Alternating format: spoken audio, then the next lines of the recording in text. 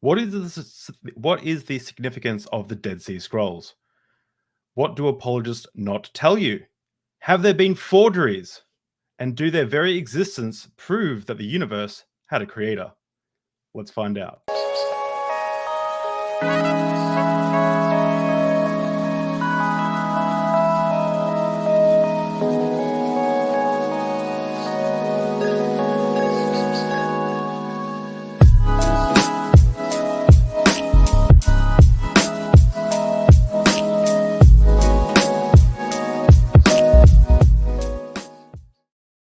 Welcome everyone to Deep Drinks Podcast. Thank you so much for coming out. It's an honor to be able to put on these shows. They're absolutely fantastic to be able to have conversations with people like my guest today, who is Kip Davis, Dr. Kip Davis, who is a philologist, a Hebrew Bible scholar who specializes in the Dead Sea Scrolls and Second Temple Judaism, focusing on ancient scribal practices.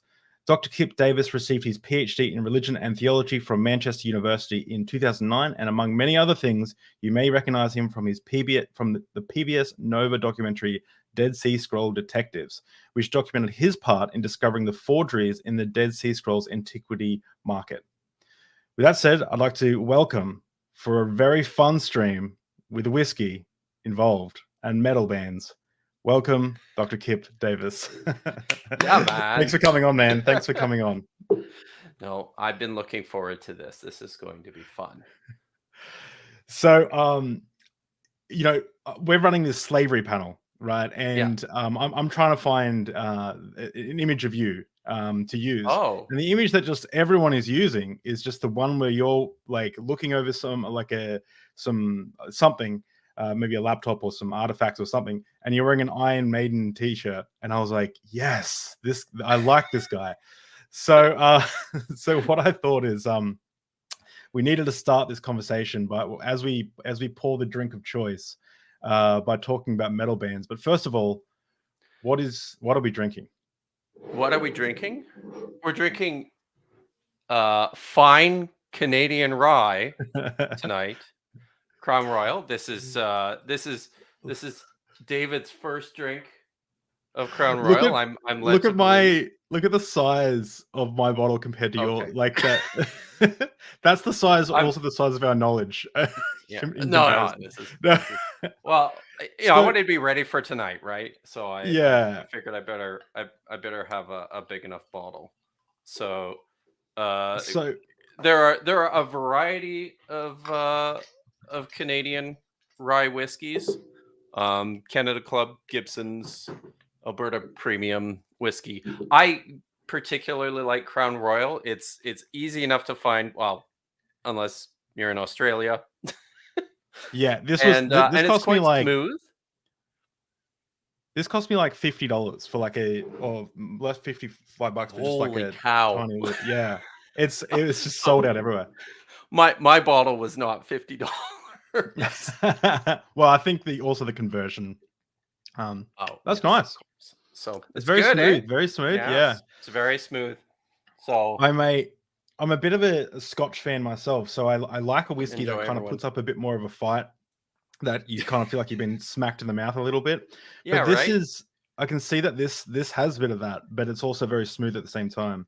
Yeah, it's a nice, easy drinking rye. Yeah. I find which is going to be a little bit dangerous, I can tell. I told my family they're coming over for a dinner afterwards. And I said, look, I've got a Bible scholar coming on, and he wants to drink straight whiskey, and so this is what we do. This is what we'll do. I might be drunk at the family event. This is the occupational hazard. Yeah, right. Exactly. You didn't pick this job; it picked you. Yeah, exactly. So the very first, I want to start this conversation because obviously. So maybe I should. You told your. I was going to say when I told my wife that I was doing this podcast and that we were drinking straight rye. Right. So she said to me, if you get sick drunk, she said you're sleeping outside. So you got a sleeping bag ready? No, and it's even worse because I'm going snowboarding with my kids tomorrow. So Oh, great. That's well, great. we'll see. This You maybe this could maybe you be a might be able night to to remember. color in some of the snow for make it like a yellowy vomit kind of color. Yes, yes. Responsible Mm, drinking of alcohol, people. It's for me. It's 11 a.m. it's I just had breakfast and coffee, so but luckily it's socially acceptable to drink in Australia. Um, here, here. so I wanted sorry, drink in the day in Australia. It's already affecting me. So one of the things I wanted to do is mention so you're obviously a professor, not professor, a doctor of PhD in Mhm. the Hebrew Bible and philology, which is I guess the philology, is that like ancient writing? Is that what that So is? that is it's basically syntax, diction, writing, grammar, texts. It's like a comprehensive overview of textual scholarship. So you can be, a Hebrew philologist, or you could be an English philologist, or um, an Australian English philologist. I don't Hmm. know if there is such a thing, but but Probably uh, not. the textbook's probably pretty thin, eh? Yeah. So so So yeah, well, it's just a fancy way of saying, I specialize in texts of this language. And okay. with a with the intention of doing close, deep readings, of the Hmm. language, right? Of course, that involves all sorts of other things too, but that's what philology is. Well, It's like the love of language, or yeah. knowledge, or Well, with someone like yourself on with such a vast vast knowledge of the ancient Near East, I know everyone is wanting to know this question, which is, what are your top five favorite metal bands? oh man. So uh so everyone knows, like, I grew up in Canada, um Hmm. and I got a postdoc. I did my PhD in the UK.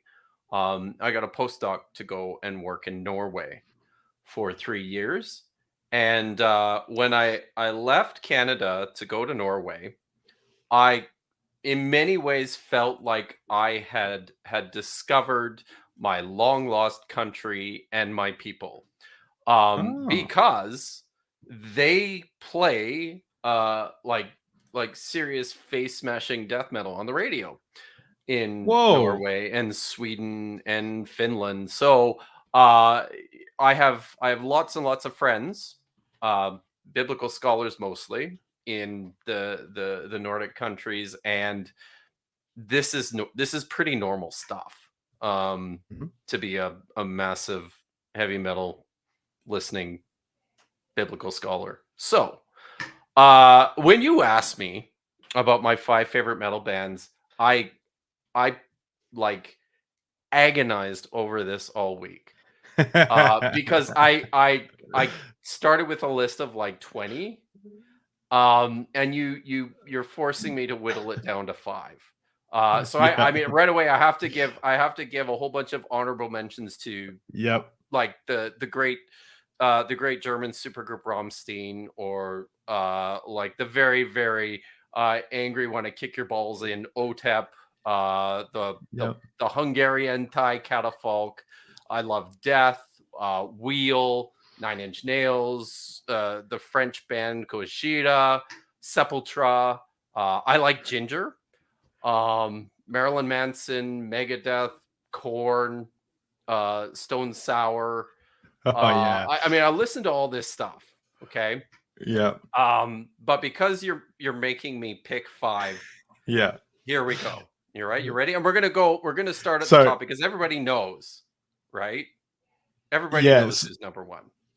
Well, So, I was thinking. So I've written my top five as well. So but I don't have okay. mine in any Are we particular gonna are we order. gonna go back and forth? Is Yeah, that what let's we're go back and doing? forth. So give Are us we, number five we're gonna start with number five. Okay. and go to the top. And this, so I have to clarify too that maybe tomorrow, spots 2 through 5 have all switched, Yeah, right? that's the Like, same for me. there's one, and then there's like the next 5, or the next Yeah. 4. So number 5 on my list is a band that I encountered when I moved to Norway, from the great city of Stavanger. And Oh, they okay. shriek in nothing but Norwegian, and you should all check them out. My number 5 band is Kvelertak. Kvelertak. Okay, I've never heard of them. Kvelertak. Okay, how do I spell Who's your that? number 5, man? KVELER KV. Yeah. T. Is it OK? It's AK. And Okay. it's a Norwegian word which basically means like strangling you. Okay. So I've that's great. So let me I want to share so people can get the vibe of some of these bands, because I think Okay. Google Yep. Images can. See, I wondered about putting this together. There we go. Now I have to make a qualification here, okay? On their last album, Splid, which was a year ago now, they featured a new lead singer, and I just don't like him as much. He's just not as Okay. good. So their last album that they did just before Split, Not His Third, is phenomenal. Everybody should listen Okay. to it. Not His Okay. Third. And then the Mir is very good, and the other one before that I can't remember it offhand. I would have worn. I used to have a Kvelertak concert tee, but I think I left it in a hotel room somewhere. So Yeah. sadly. Okay, you're number 5, man. So my number 5. So I have to give a few honorable mentions as well.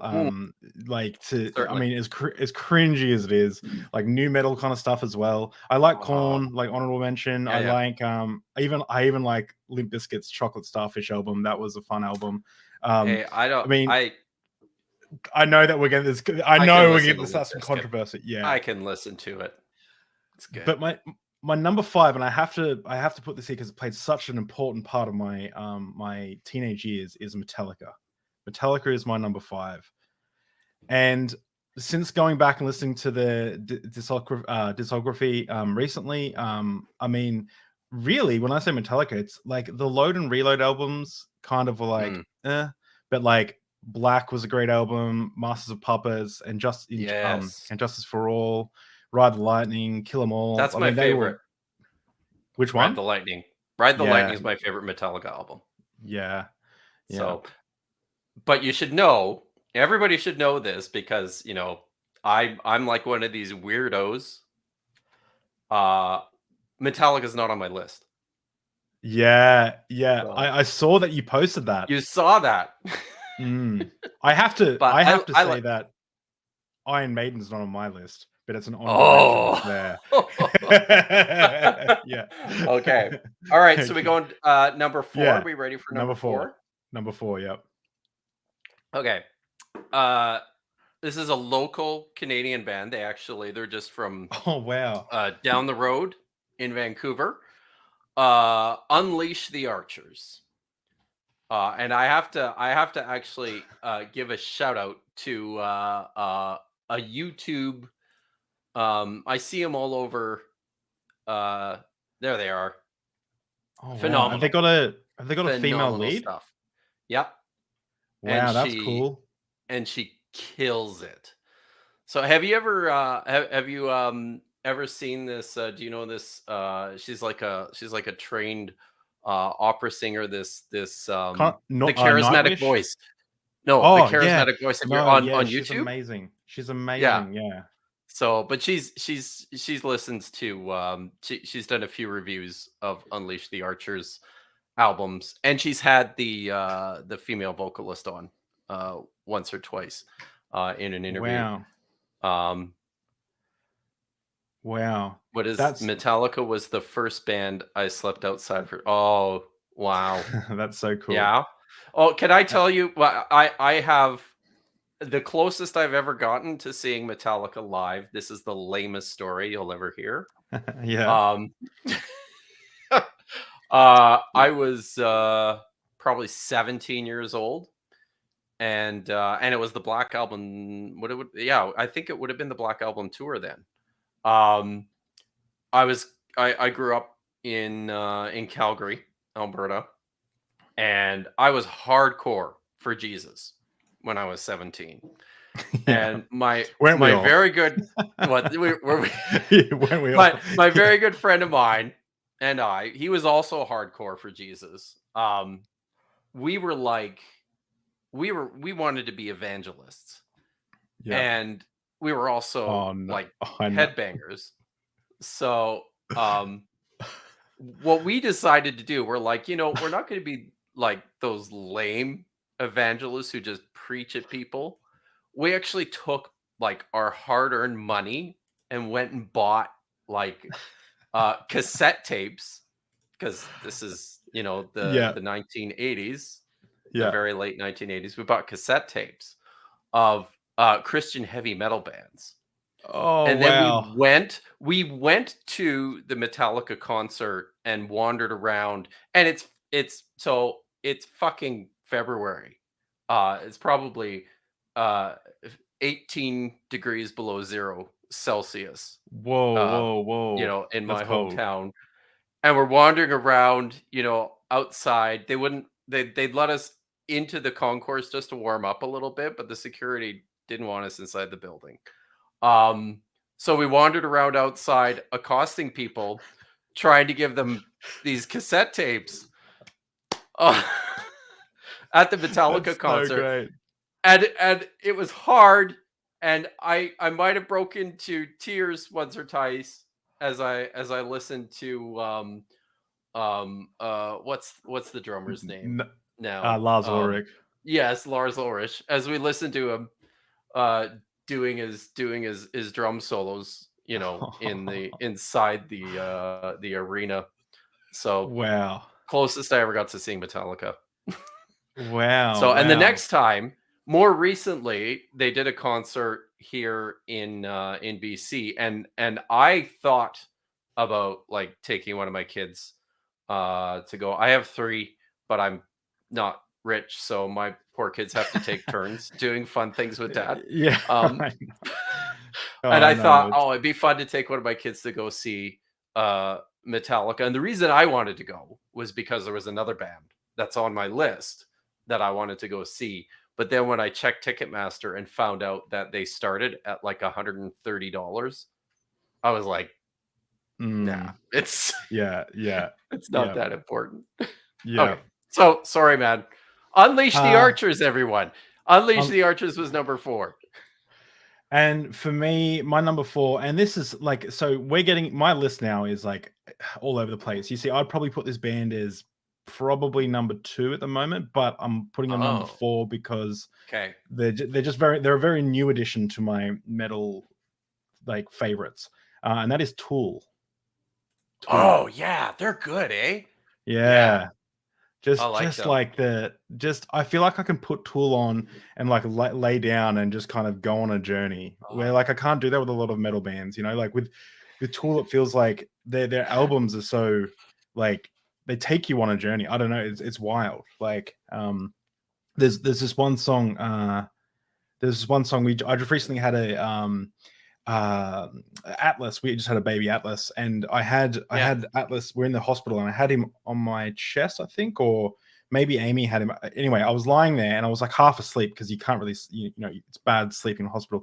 And I've got my headphones in, and I think it's the song after Schism on one of their albums, and it has this big like drone noise that comes in one of the songs, and it just hit, like I was in like this like half sleep state, and it hit me in this weird way that it felt like it was in the room, and it felt like what my body, I think it felt like I actually moved. I was like, whoa, like it felt like my head was like spinning, like it was like whoa, and I was just like whoa, and I was just like, and I woke up like, oh, like I thought I was falling off the bed. It was crazy. It's crazy when music can do that to you. That's awesome. Yes, it is. Yeah, it is crazy. Okay, number 3 is, and now I have to say, I had some reservation about whether or not this even counted. Okay. But easily one of the bands that I listen to the most. Like I rotate stuff quite a bit. But these guys are always, it seems like they're always in the rotation. And that is Ghost. Oh, yeah. Who Yeah. doesn't love Ghost? Well, it's funny. I know, like that. Yes. It's Square Hammer. If it wasn't for Oh Square my Hammer, God. that song and that whole like The video that was whole amazing. vibe. The Oh video yeah. was fucking amazing. It's just Yes. such a weird Oh, band, the anti-pope kind of stuff, and oh yeah. And they go so, it goes into like this old Dracula style, like, oh you know, yeah. come here, brother, and like it's just creepy. I love Ghost. I love Yes. look how Yes. weird that is. And Well, it's the best. I think my favorite thing in this video is when they move, they don't like they look like they're just kind of floating across the yeah. screen, right? It's amazing. Yeah. Oh, Oh, I it's love so it. good. This same buddy of mine, who went on the evangelistic crusade to save all the poor people in the Metallica concert, Yeah. told me recently he was at like he was at a party or something, and he just or he had a party at his house, and he just had like like a mix on in the background, Mhm. which included some Ghost, and someone commented in the party about what a great mix this was, and who is this? And he Mm. said, "Oh, this is Ghost." And the guy's like, "Oh, I don't know that. I've never heard of that." He's like, "What is that?" He says, "It's like hymns to Satan."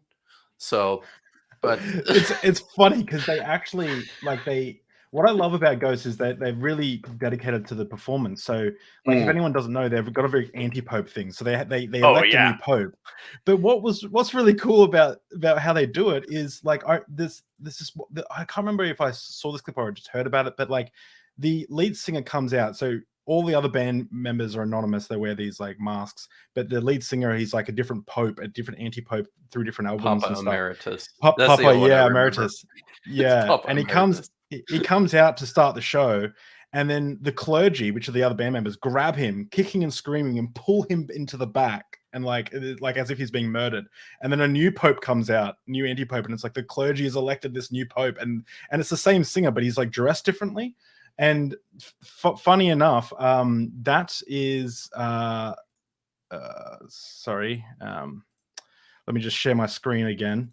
But that was actually the inspiration for the Patreon tiers on my Patreon. So I wanted the Oh anti-pope thing. yes, So yes, yes. you've got like That's deacon, so good. priest, bishop, archbishop, cardinal. And I used AI imagery to get these different levels.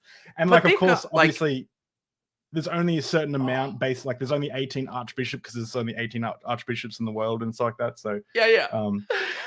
yeah, and the first 12 That's so people, I awesome. should just mention, the first 12 people will be canonized as the first, like, forever, as canonized as the first 12 For all disciples of Deep Drinks. eternity. Yeah, so you can sign up, and if you have to pause or cancel your membership, that's totally cool. You'll still be the first 12 disciples of Forevermore. Deep Drinks You'll be a podcast. pillar in Yeah, the deep dig. yeah. In the deep. Oh, sorry, I said deep digs. Deep Dick. That's cool. That's cool. Deep Dick's podcast. So yeah, okay. So Ghost is your third. That's great. That's interesting. I like that. It's number 3. For me, number 3. Go. No, I was going to say, I mean, Square Hammer is amazing, but they've got some. They have. I mean, you seriously, anybody who doesn't know, they have to listen to the whole catalog. They've got some. Yeah. Like, it's amazing stuff. But He is, that song feels like a worship song. Oh, like man. We're just talking about Satan. Have you heard Yeah. Bible? Do you know that song? No, I'm not very much sure like that too. It's like, oh yeah, yes. It's so weird. And they did have you heard their cover of Missionary Man? No, I'll have to. Oh my god. Okay, that's so anyways. good. So You're number 3. my third favorite, and I had to put this on, System of a Down. Right now in my circle, they're over listened to, but I just love the Armenian metal folk mix that they got going on. I love System of a Down. Yeah. What are And they called? I don't know this. System of a Down. System of a Down. Do you not I know don't know System that of a one. Down? No. No, you would know them. Wow. You would No, I'm an surely old you'd guy. know them. Are they? How old are they? Because I'm like almost 50. Hang on. System of a Down. You'd know them. Like I think so. They're If I heard them, I'd know them. this band. They're like, oh man, if you haven't heard them, they like blend like Armenian folk with like metal, and they're just really heavy and Wicked. bizarre. And it looks amazing. Rob Ribbon produced them, and they're Serge Takin's leading. They're great. Yeah. Okay. I think you should check them out. Oh, I'm glad I've given you something to check out. Pulling that up on my Spotify now. Listen to the album Toxicity. Okay. It's right. It's weird. So, it's really wild and weird. That was number 3, right? Yeah. What's number 2? So number 2 is another band that I didn't discover until I went away to Norway. And this is one that that all my Finnish friends caught me on. And that is the Finnish band Amorphous. Do you know them? No, I don't. Oh man. So actually they're so good that the single from their last album, Moon, is something that I don't remember if I shared it with Dr. Josh or mentioned it to him, but he liked it so much that he apparently listens to it all the time now. So these guys, I have to say this about these guys. So they're from Finland. They have produced what is, in my opinion, one of the most fantastic metal epics of all time. It is a 3-album set of songs that is all based on the Kalevala, which is the collection of Norse creation epics and mythology. Oh wow! And they built 3 full albums based on the Kalevala, and it's incredible. So one of the songs, which is called Skyforger, is about oh shoot, what's his name? He's the great hammerer who built the sky. Basically, it's a creation song. It's the title track for their album Skyforger. But this is a song that I actually use. I introduced the well, I guess it's the 5th lecture in my course on Israelite religion. I introduce it with this song as a way to talk about creation imagery. So it's actually it's in there still, because I haven't taken these down yet. If you go down to Cosmos, 3.1, there it is, 3.1.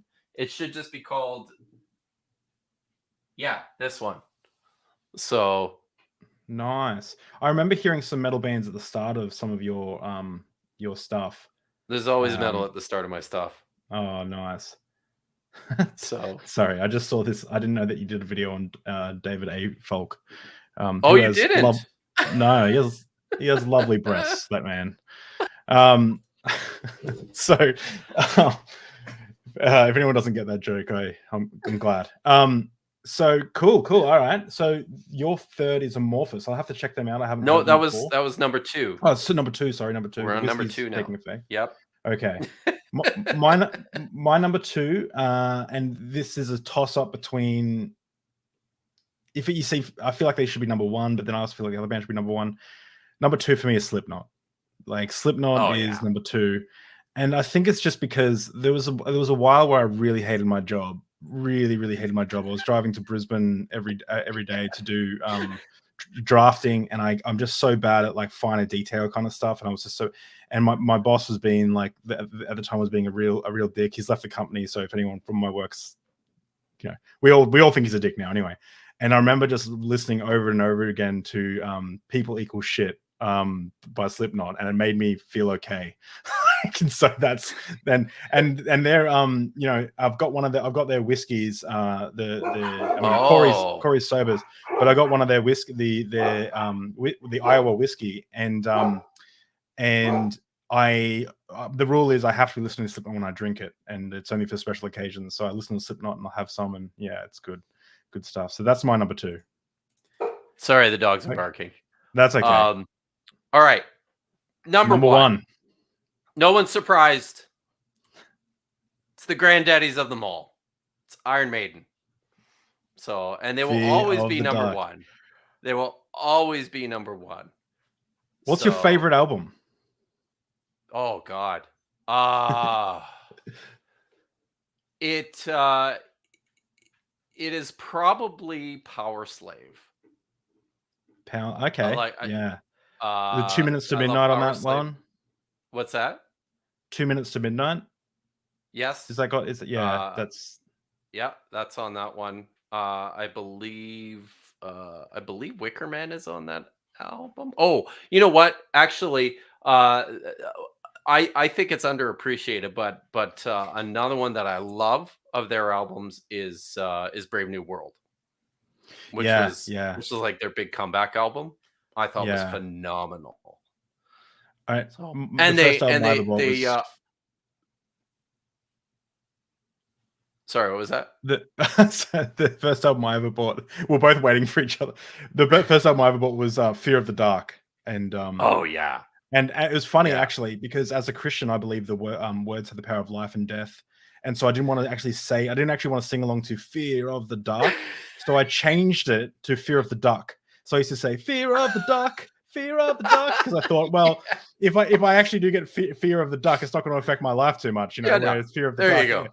Yeah. You're good. Yeah, so have you ever seen them? No. I don't think I've seen any metal bands, to be honest. I'm not a big live show kind of person. Well, I never used to be, but I'm trying to become that kind of person. Someone, A-Train, super chat of $2. Thank you, A-Train, so much. I really appreciate any super chats. Does Dr. Kip listen to Slipknot? Occasionally, yes. Yeah. Okay. Cool. So it doesn't make it into the regular orientation a lot, but yeah.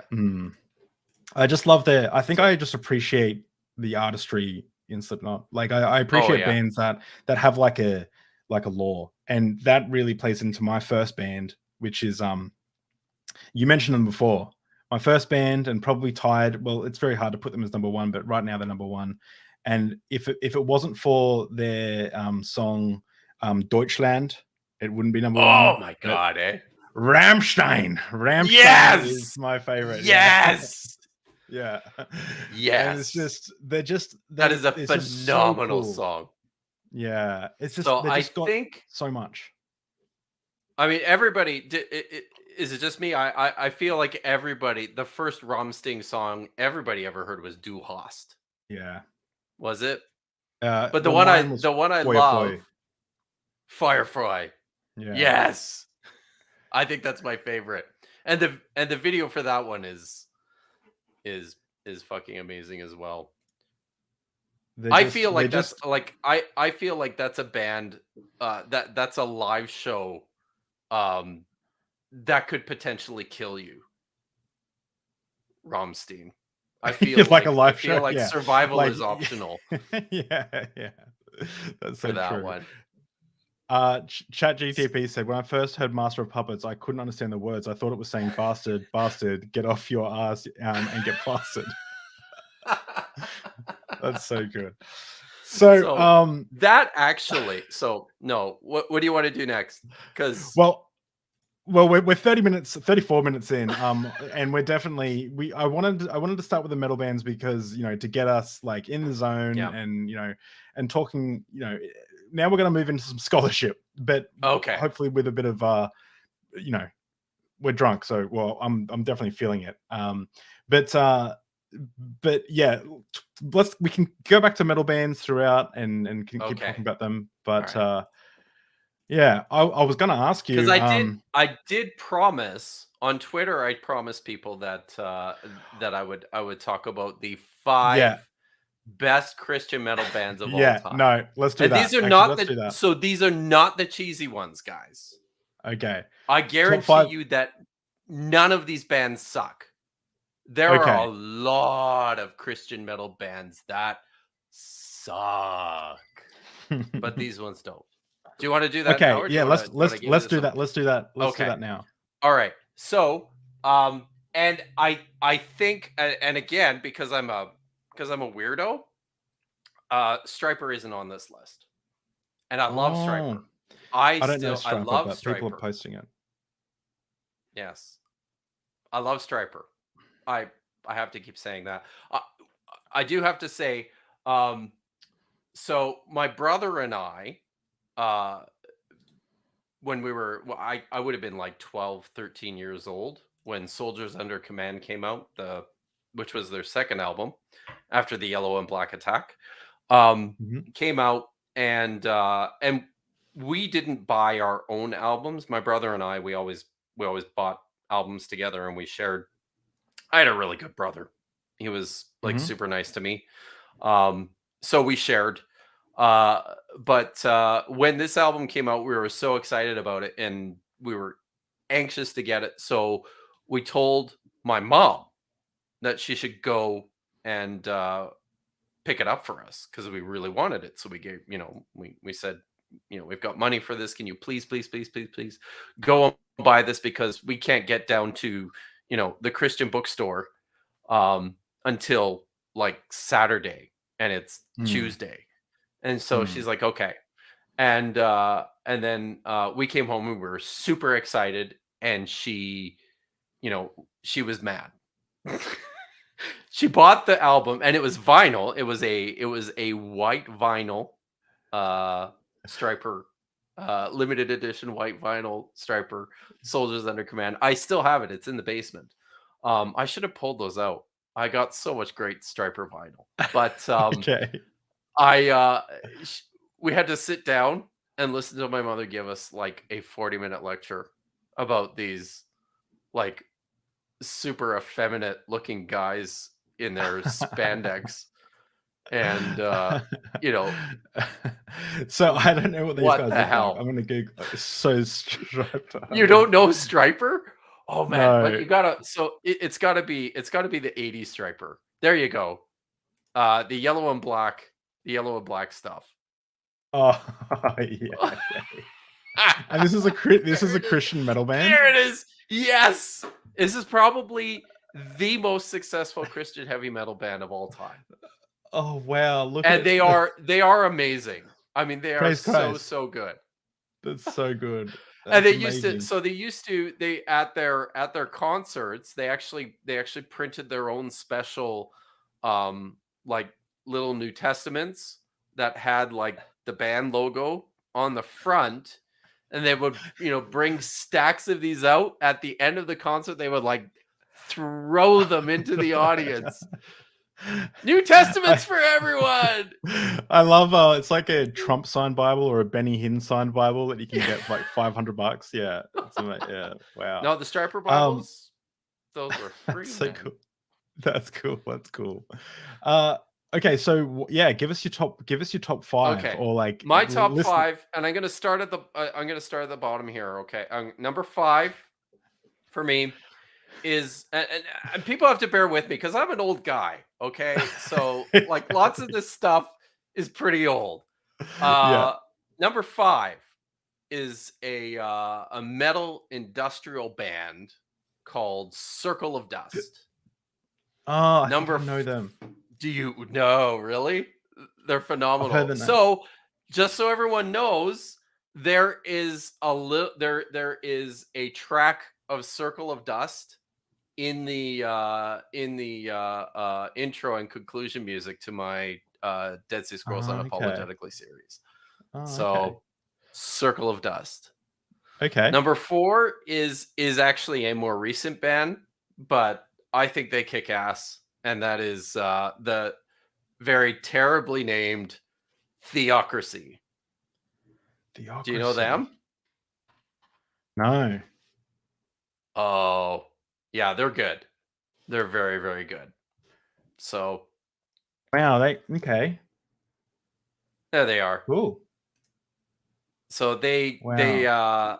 in their yeah, I think it was in their last, no, not their last album, in their the title track for as the album As the World Bleeds, the opening track of it is called Yahweh, and it's a 12-minute song, and it's beautiful. It Okay. seriously beautiful. So that's number 4. Number 3, uh they used to be called Mortification back in the 80s, but then they made it big in the Yeah. 90s and went under the name Betrayal. And they Ah. made, I Okay. think they made 3 albums with Roadrunner. Phenomenal. Excellent band. Um so and some of Betrayal's guitar tracks will show up here and there in my videos as well. My Tower of Babel video features Plead the Blood by Betrayal.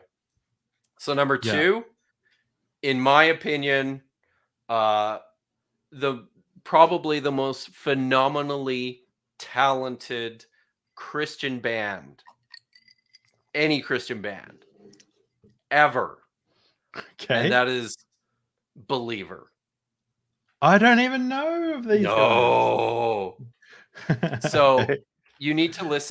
everybody needs to listen to 2 albums by Believer, and that is Sanity Obscure and Dimensions. So Okay. they actually, Dimensions was their big breakout album, like into mainstream, and it didn't take, but they actually got a review, like a full proper review in Heavy Metal Magazine.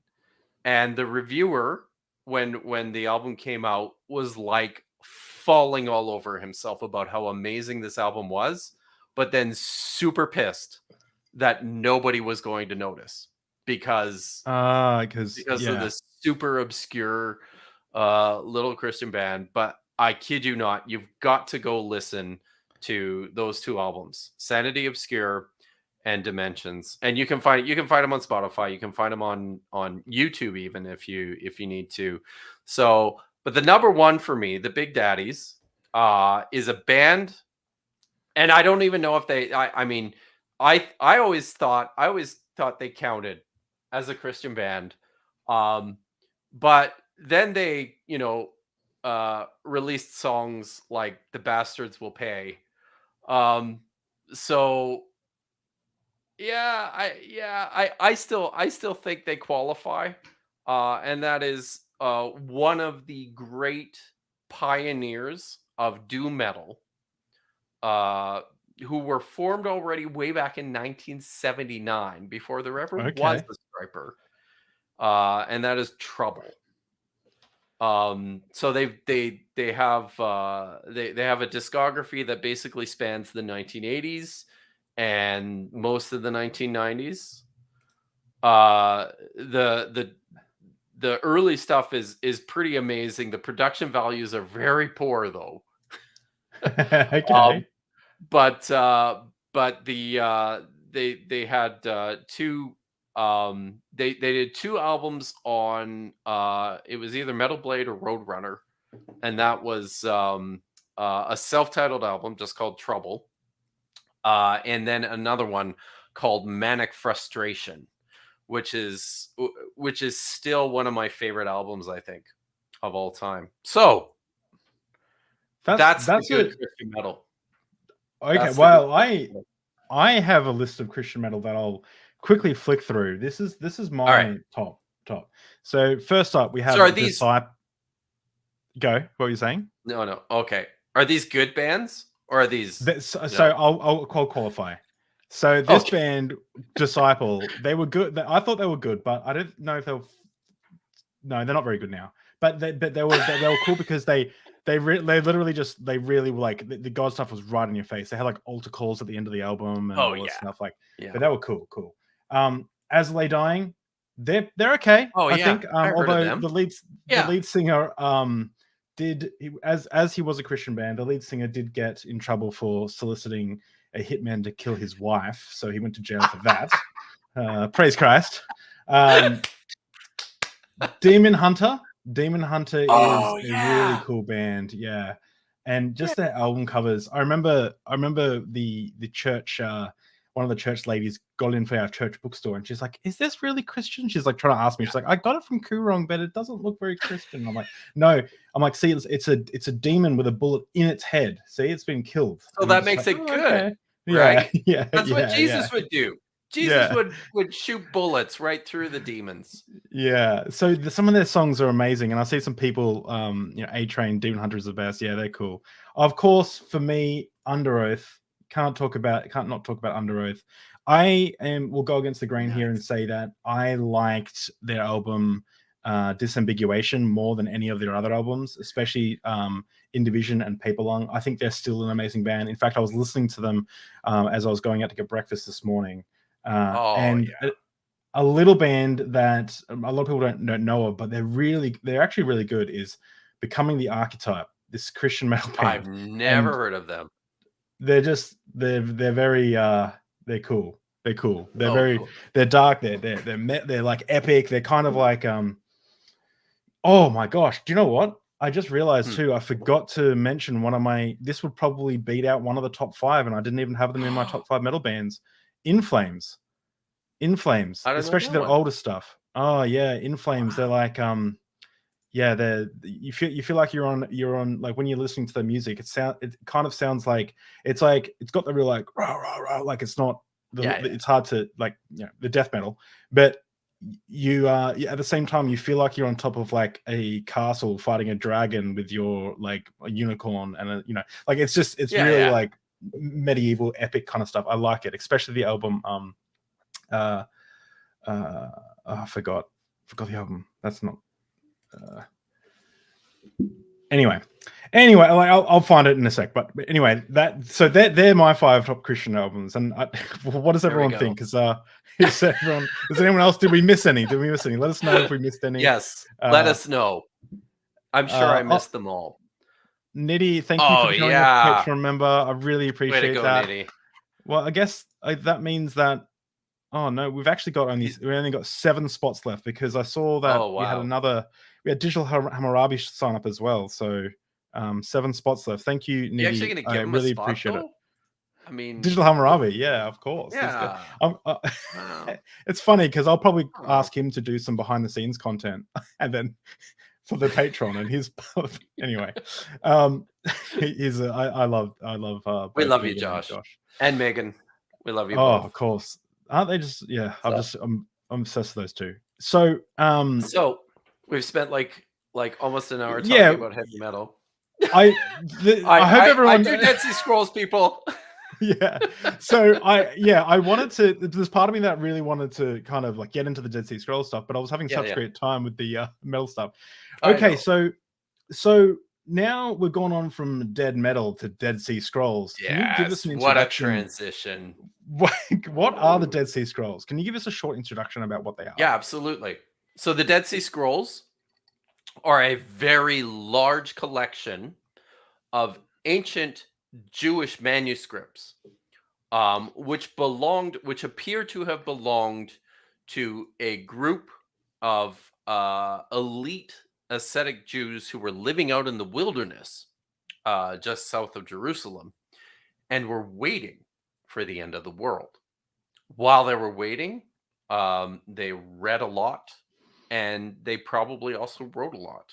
And as a result, we have this collection of almost 1,000 identifiable manuscripts.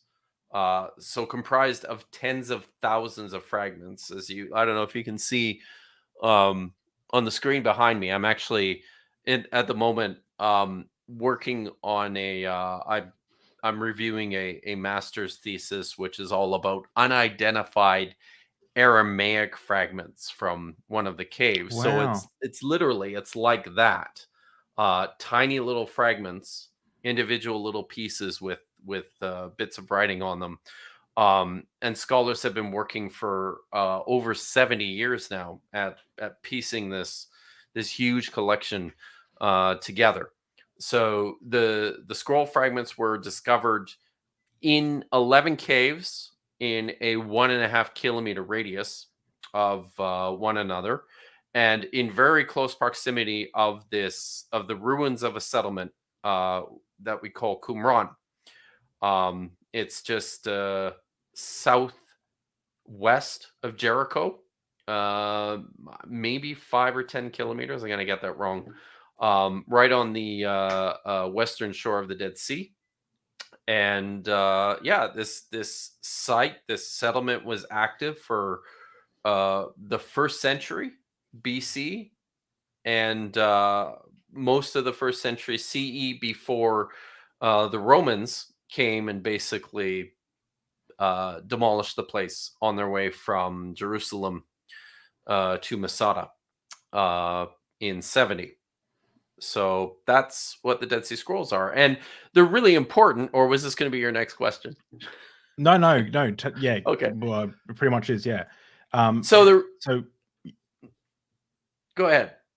yeah, I was just going to ask, like, so what's the significance of them in regards to?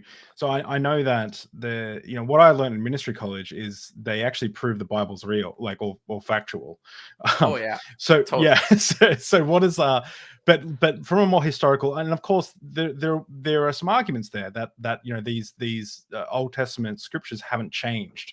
That because as far as I remember, is it the Dead Sea Scrolls? They were some of our they are our earliest manuscripts of the Hebrew Bible. Is that right? For most of the Hebrew Bible, yes. So okay? the reason, so these were the Dead Sea Scrolls were discovered mostly between 1947 and 1953, and one of the reasons that they are so significant is because prior to the discovery of the Dead Sea Scrolls, for the Old Testament was written in Hebrew. We had copies, quite a few copies of the Old Testament that was transmitted by Christians in Greek after like the 3rd, 4th century. Lots of codices and fragments as well. We had a handful of fragments of the Septuagint, the Greek translation of the Old Testament, that stretched all the way back to the 1st or the 2nd century BC, but we didn't have a lot. There were no Hebrew manuscripts almost of any of the Old Testament. If you've watched my new series, The Dead Sea Scrolls Unapologetically, you'll learn that prior to the discovery of the Dead Sea Scrolls, one of the most important Hebrew manuscripts was a small piece of papyrus measuring about 10 centimeters by 20 centimeters called the Nash Papyrus, and it dated back to about the 1st century BC, and it contains texts of Exodus chapter 20 and Deuteronomy chapter 5, which is the 2 versions of the 10 Commandments, or I should say 2 of the versions of the 10 Commandments. So, but this is it, right? There was this huge gap from like the Nash Papyrus, and it's just this one fragment. It has just this handful of texts on it written in Hebrew. There's this huge gap of about 1,000 years before you get to things like the Aleppo Codex or the Leningrad Codex, which were, complete Hebrew manuscripts of the Old Testament.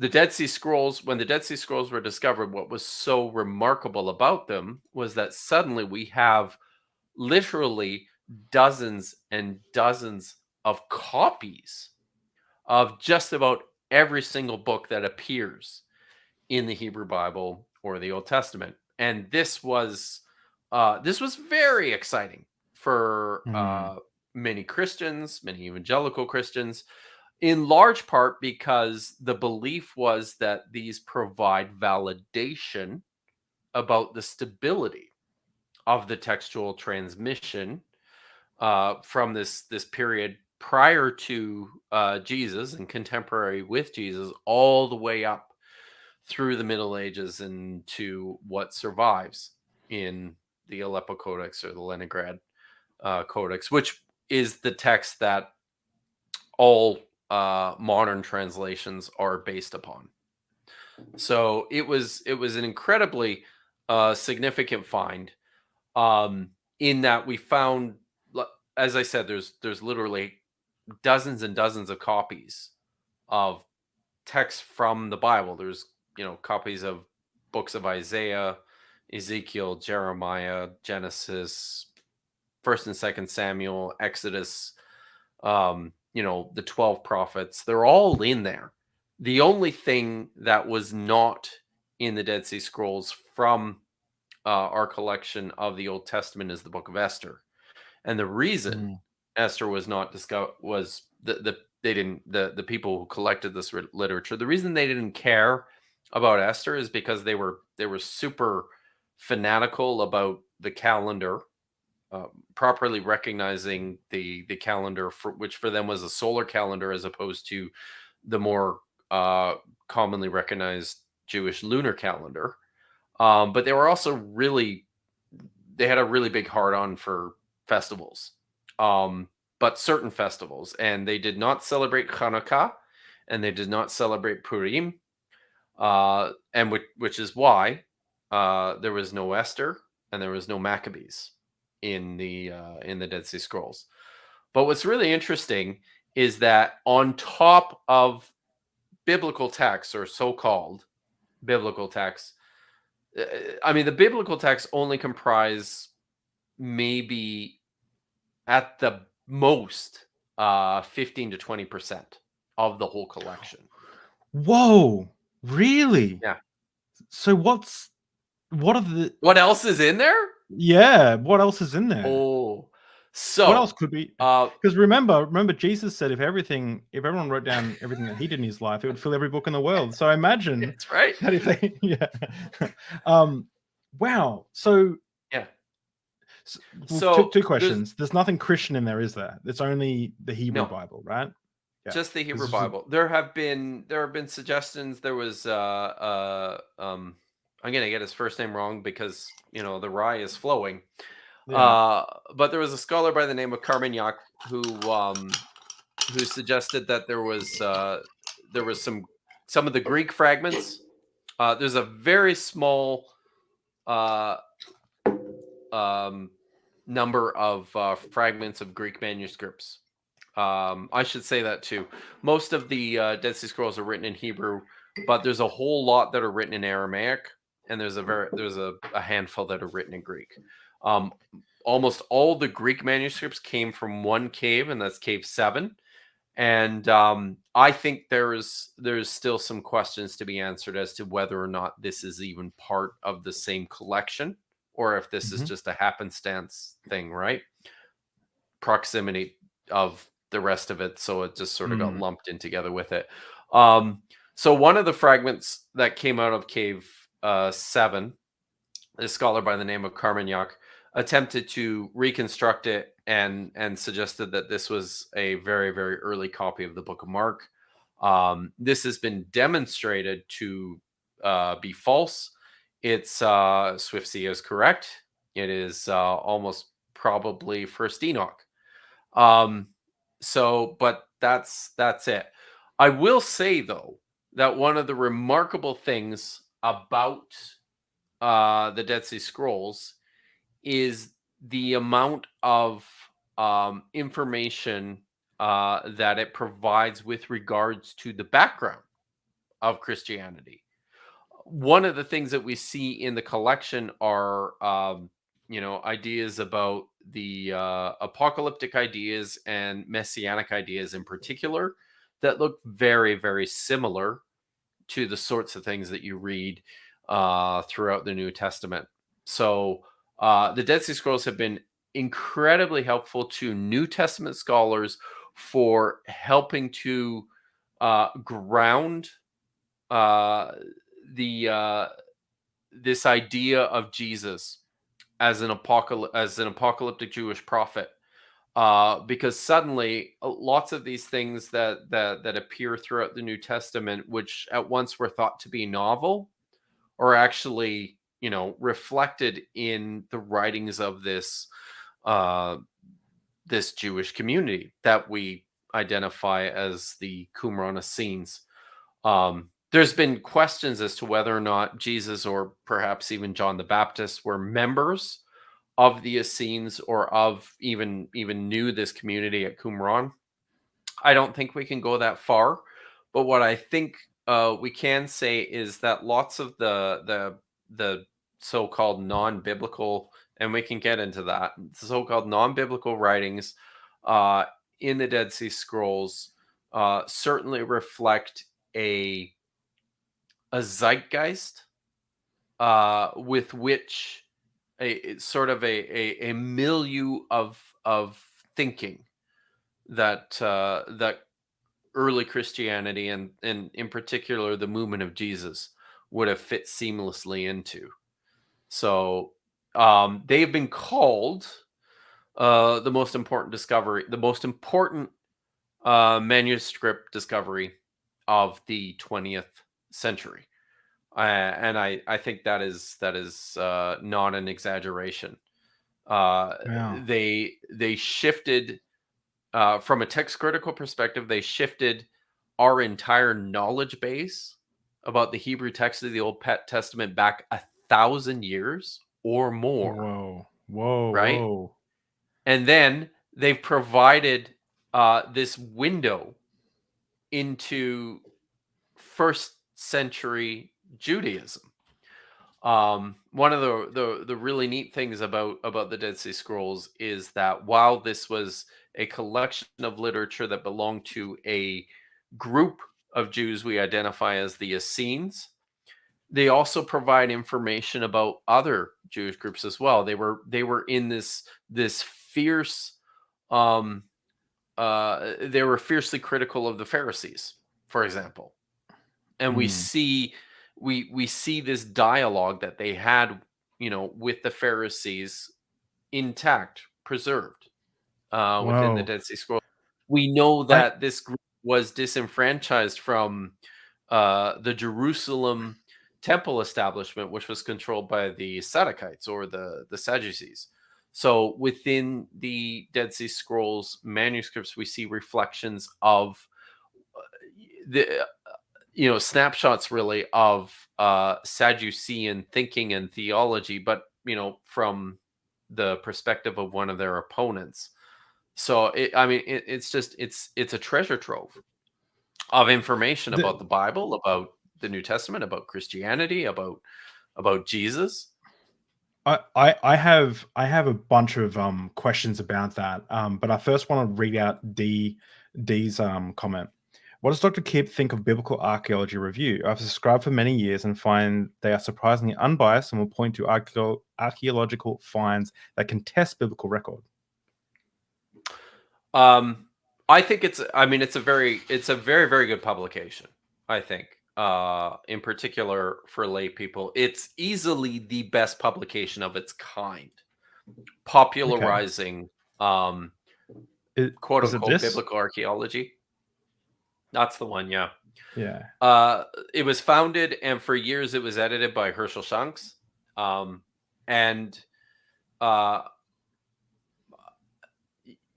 he was an interesting guy. I know that more recently it was the editor in chief of the biblical archaeology. The biblical archaeology review was Robert Cargill, who was excellent. I'm not sure if he's still in that position anymore or not, but by and large, there's a lot of good stuff in biblical archaeology review.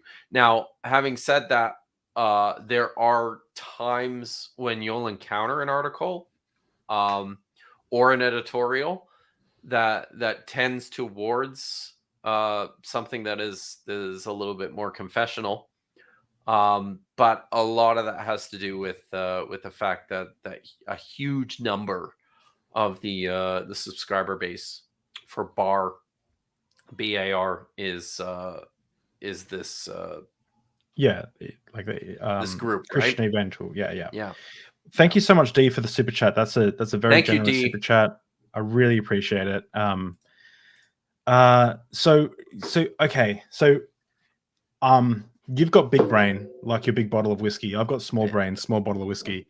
So I'm just going to try and rephrase a lot of what you said. So are you saying that there are groups in so you're saying that like the texts show that some of the things that we thought about Jesus that were novel, so like I don't know, his apocalyptic style of preaching or whatever it is, like can you maybe go into detail about like what did we think was novel about Jesus until we found the Dead Sea Scrolls, and then So what does that say about Jesus once we know that what he was doing wasn't super novel?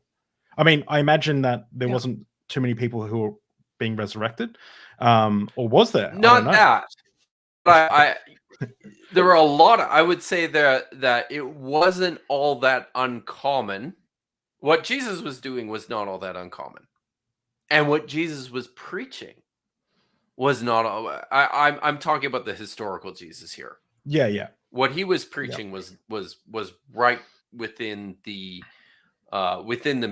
Jewish milieu, the Roman Palestinian Jewish milieu. We know of a good number of failed Jewish messiahs who look, I would say, very much like what the historical Jesus looked like. Now, getting to the historical Jesus is a little bit more challenging because it's under layers of, post-Pauline Christian tradition. But that's another story. Oh, it depends if you So I'll talk to a just give you, mythicist or not, as well. yeah, we won't talk to Yeah. them. Okay. So, um, I'll give you an example. So in there's a story. I believe it's in the Gospel of Luke. It might be in all the synoptics, but I know for sure it's in Luke. There's a story of John the Baptist. He goes to prison, and when he's in prison, he dispatches some of his followers to go and ask Jesus, "Are you the one that we've been waiting for, or should we go? Should we, forget about you and go and look for someone else?"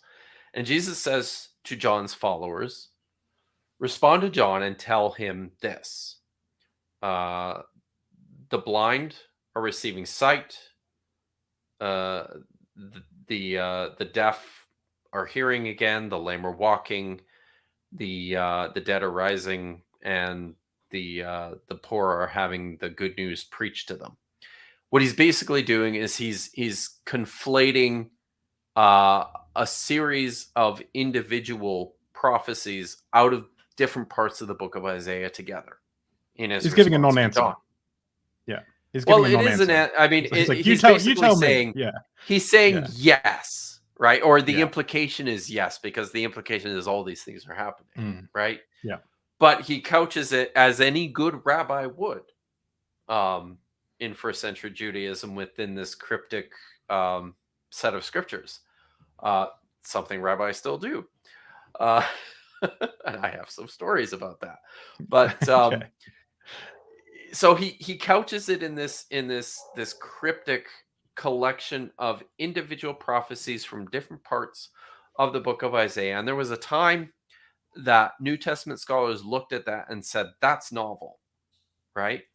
That this way of conflating these materials out of the book of Isaiah. We don't see this in the Mishnah, which is the later collection of materials from the rabbis, which were put together sometime after the 2nd century. We don't see it there. It's hard to fit all these individual little bits of scripture together, from the book of Isaiah itself. We don't see it in other known texts of, from Judaism, that we have things like Ben Sira or First Enoch or Jubilees. So this looks novel.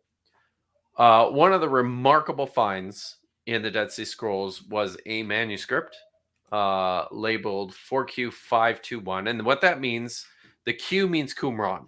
I'm making a Q with my fingers very badly. That's not It's not a Q. I don't know what this is. Well, that's also isn't that the symbol for us? Okay, isn't that like the white nationalist symbol as well? Like, okay, it's okay to be white or something. I don't know, man. God. So be careful. Be careful. Yeah. Terrible things happen when you drink rye. Yeah. Okay, so it came from. I'll just spell this out for you. So this manuscript is the 521st identifiable manuscript from this one cave, Cave 4, which was the fourth cave discovered. So it's 4Q521. And in it is, in Hebrew, a collection of the exact same verses that oh no, we're gonna get canceled, aren't we? Yeah. So it's a collection of the exact same verses that Jesus repeated to John the Baptist's disciples. So what this shows to us is that he is speaking the language, and he's right within the like the parlance within the religious milieu of his people, of his period. It's I would say it's actually quite strong support for historical roots to this movement, whatever they were. I think they were quite Jewish. Yeah. So I mean that's one thing. There's a whole bunch of other stuff too, but that's just one example. I do remember that. Like I remember. I don't know. I've been trying to find it, and if someone knows I've mentioned this a couple of times now, but I remember reading somewhere like some philosophy that was older than Jesus that referenced the love of money is the root of all evil, and I was like, what? And I was like, I thought that was an original Jesus quote, right? But apparently it's not. Well, I'm still looking into that. If anyone has the answer to that, because it's wild. There's a lot of this isn't super your realm of expertise, but there's a lot of like Platonic ideas in the Christian literature. Is that right? Or yeah. I don't know. Are you gonna do, probably. I would assume so. You're gonna do what Dr. Josh when does, when I was a third year PhD student, I bought my copy of Nestle Allen 27th edition, which is a Greek New Testament. My doctor father looked at me with an expression of extreme disappointment and said to me, "What are you doing with that? So why are you reading?" Okay, but so I don't. But so I wanted to say one more thing. Maybe one of the most famous things that is attributed to Jesus is the Sermon on the Mount, the Beatitudes. They're in the Dead Sea Scrolls. Really? As reference to Jesus, or no, as a collection of wisdom sayings. Sorry, wait. the most famous. What? So, hang on. Sorry, hang on. I'm just trying to. How much whiskey have I drunk? Did I just heard you? So you're saying that one of the most famous, like, preachers by Jesus, there's record of that before Jesus's time? Yes. No. Yeah. Really? So, yeah, but that's. I didn't learn that in ministry college. What? No. Really? I'm shocked, I tell you. Wow, that's crazy. Yeah. That's blowing my mind. But it's super exciting too. I think it's super exciting. Yeah, it is.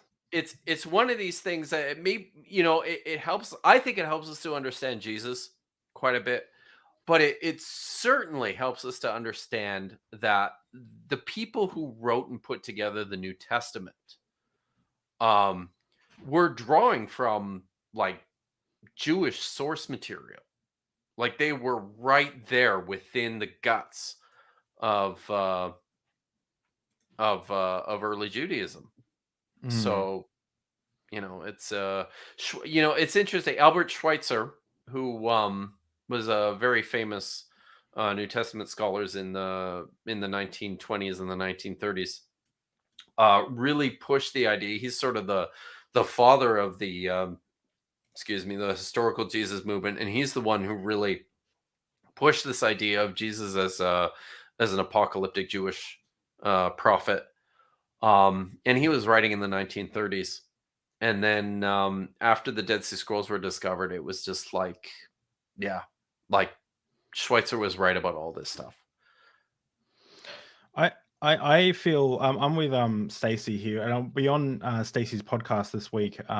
So yeah, everyone look out for that. That'll be a good one. But I'm with Stacy in that. Like I feel like I need to go and sit down and re-examine my whole perspective, because even like I'm a non-theist. I don't subscribe to the idea of God anymore. But Now, that's incredible that the Beatitudes were in the Dead Sea Scrolls, or at least I should probably I need to qualify that a little bit in that it's not a carbon copy. yeah, of Um, course. but it's when you read the Hebrew collection, which is in the manuscript is called 4Q, which means it came from K4. 4Q Beatitudes. It's in the 400s there somewhere. And I think there's 6 or 7 of them. These are all very fragmentary, right? So we have almost no complete manuscripts. We have a few, but most of them are just like fragments. So there's like 6 or 7 of these. Yeah, there you go. You see, I don't know Nice. if You found the any of us. website. I feel like I feel like most of us here wouldn't read Hebrew, so you could just be telling us like, "Oh yeah, Star Wars is in there." Like I every will James never Cameron tell a script is in lie. there. Yeah, okay. I did want to shout out too, as we continue this conversation. We might go a little over time if that's okay, Dr. Kill, Totally good. because we spent so much time. It's But a I've You saw how big this bottle is, right? yeah, we got a lot to go. Yeah, So we could do like a little time lapse of it, just like dwindling down. So we have had 3 new patrons, which I'm oh so surprised wow. at. Aaron pledged $50. Thank you so much, Aaron. That's a lot, and thank you so much, Dee, for subscribing, and Nicholas and Digital Hammurabi. Guys, we only have like for the if you want to become a saint, we've only got 5 spots left. I think I might be calculating that wrong. The whiskey's hitting me, but if you want to get you want to become a canonized Deep Drinks disciple and help this channel, I greatly appreciate it. And of course, this would be a great time to mention that you also have a Patreon if people want to I go do. support your work. And I mean, come on, like you have, I think someone was it Dr. Josh said like we have like a bona fide Hebrew Bible scholar who's just like, you're just putting out work at the moment. You're going on so many people's shows. And if you want to come support Kip Davis and Dr. Kip Davis and help him turn this into a full-time job, go support him over here on Patreon and So subscribe to him if on I YouTube. could say something about this, Mm-hmm.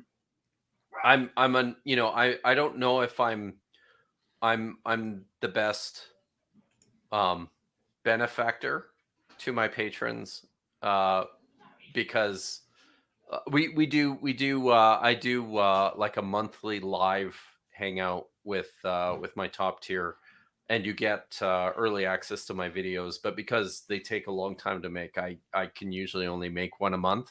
Mm-hmm. So you're not getting a lot of that kind of stuff out of it, but something that I am doing, um and if people are interested in this sort of thing and in supporting this kind of stuff, is I am an active scholar.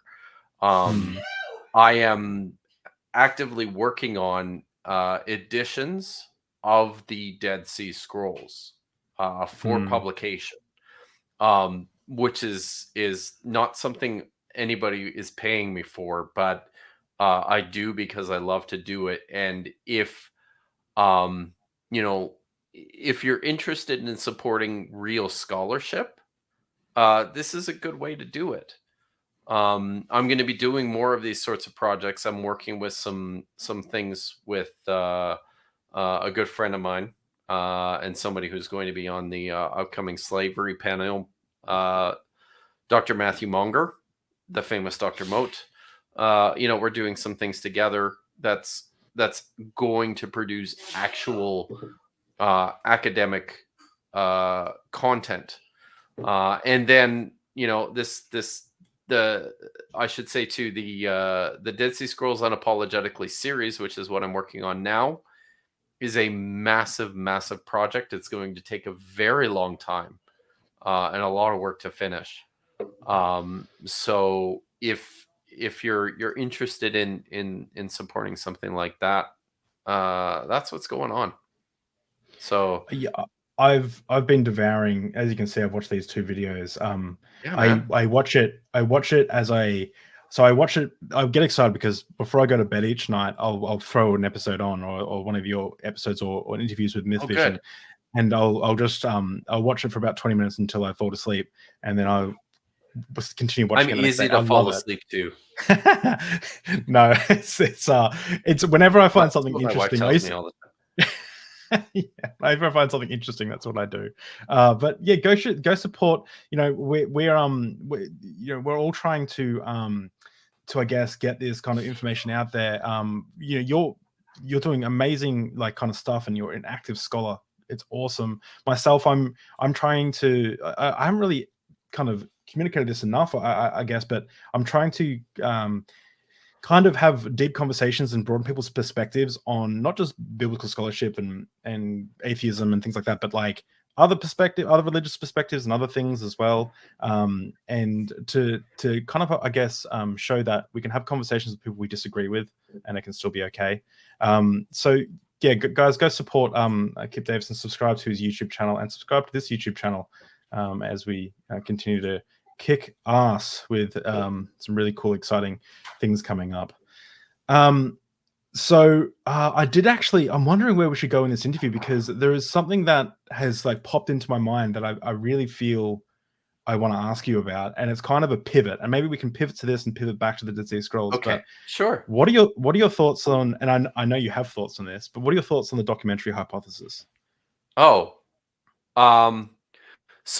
the documentary hypothesis is it's sort of the standard model for how to read and interact with certainly the first 5 books of the Old Testament. That's Genesis, Exodus, Leviticus, Numbers, and Deuteronomy.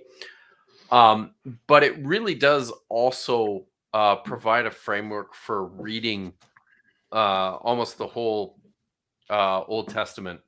Now, I know that for probably 20 years now, evangelicals have been proclaiming the death of the documentary hypothesis. Sorry,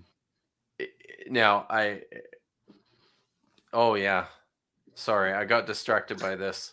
I saw the name Dr. He's Joel Digital Hammurabi. I just had to interrupt you there. He's complaining that that we're ignoring his question. I'm sorry. And because you're a Patreon supporter, I'm going to bring it up. But did everyone see how these 2 atheists dodged my comment about Kip's utter failure to debunk Dr. Joel Edmund Anderson? Brilliance. Dr. Joel handed me my ass today on Twitter. Did he? Yeah, he is. He the one that called you a simp? No, somebody called you a simp. Somebody called me a simp and a retard. The same guy called me a simp. Oh, that's not cool. And then he called me a retard. Is this that Christian? Is this Christian dude who was defending David Falk? Yeah, probably. Yeah, yeah, we don't need to talk about him. So yeah. Now what I will say about the documentary hypothesis, for people who don't know, the documentary hypothesis was introduced by Julius Wellhausen in German back in the 19th century, and when you get to the PhD level of doing any biblical scholarship, one of the things that I believe almost everybody has to do is read Wellhausen in German. His Geschichte. Oh shoot, I've had too much rye to remember the German title of the book. But this was really the book that the publication that launched modern critical biblical scholarship. And Wellhausen's theory, his idea was that, there's all these. He started by looking at all these what we call doublets, or in some cases triplets. These are repeated stories throughout, or events throughout the Pentateuch. Abraham having to claim that Sarah is his sister when he enters a foreign country is something that happens twice, and then it is repeated a third time with Isaac and Rebecca. The story of Hagar and Ishmael is something that's repeated twice. There's two creation accounts. There's three versions of the Ten Commandments. There's I believe there's two versions of the theophany of Yahweh to Moses. There's all these repetitions of material throughout the Torah. So he noticed this. I mean, people have noticed this for a long time and said, "Wow, that's kind of weird." And people have also noticed for a long period of time that throughout the Hebrew Bible, there's a number of titles that are applied to God, but the two most consistent ones are Yahweh and Elohim. And Wellhausen and Graf, another German scholar, formulated this. Really, are the ones who wrote this up and formulated this idea that there's actually the Torah was not written by Moses. Oh, whoa. But was actually, written much later, and is actually compiled from 4 earlier documents. And he labeled these first the Yahwist document, and these are all texts where the name Yahweh is revealed right away. And this is what people call God right from the time of Adam. They call him Yahweh. The Elohist document, which is one where Yahweh's name is a secret until the time of Moses, and it's revealed to Moses in Exodus. So, and then there's material that he identified as P belonging to a priestly editor, and this is most of the book of Leviticus, but huge sections throughout the Torah which look like editorial comments or attempts to combine these earlier 2 sources belong to P. For example, the story of creation in Genesis chapter 1 is generally regarded as a priestly a part of the priestly document. And then D, or basically the book of Deuteronomy, which on its own is a very, very interesting book, and is connected directly to the reforms of Josiah, the religious reforms of Josiah in I believe it's 620. I'm probably going to get this wrong, but I think it's 623 BCE.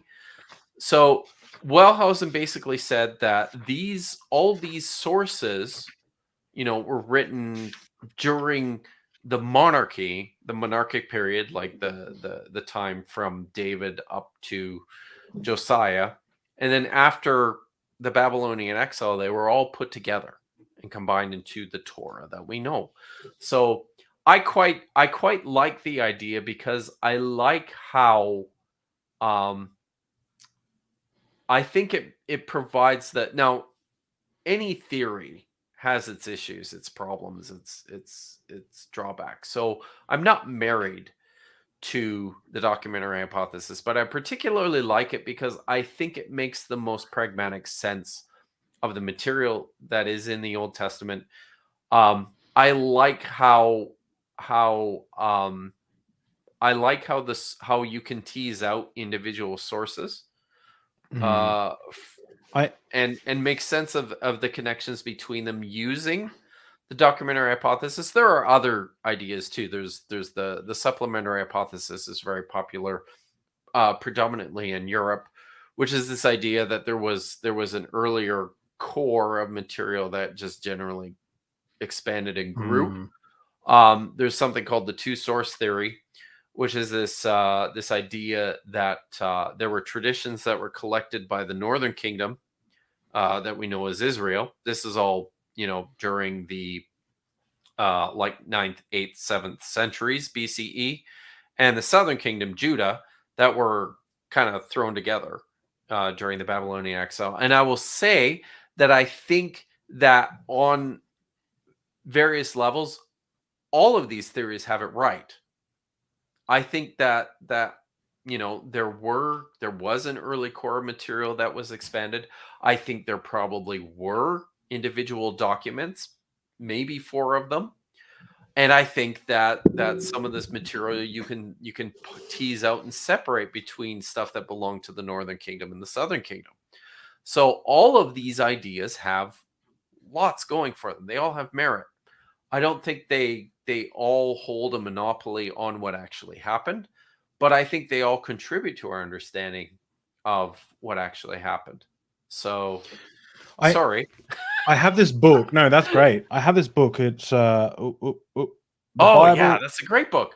The Bible with Sources Revealed. Friedman. It was one of it was one of these books that I purchased with all my pocket money, put on my shelf, and never got around to reading yet. I will be reading it. But it's I got to turn this light off. So the Friedman does like a 30-40 page introduction there that you absolutely must read in that book about the sources and the evidence for it. But this is a fantastic book because basically what he's done is he's pulled apart all the individual sources and he's color coded them. So you can see them up the top.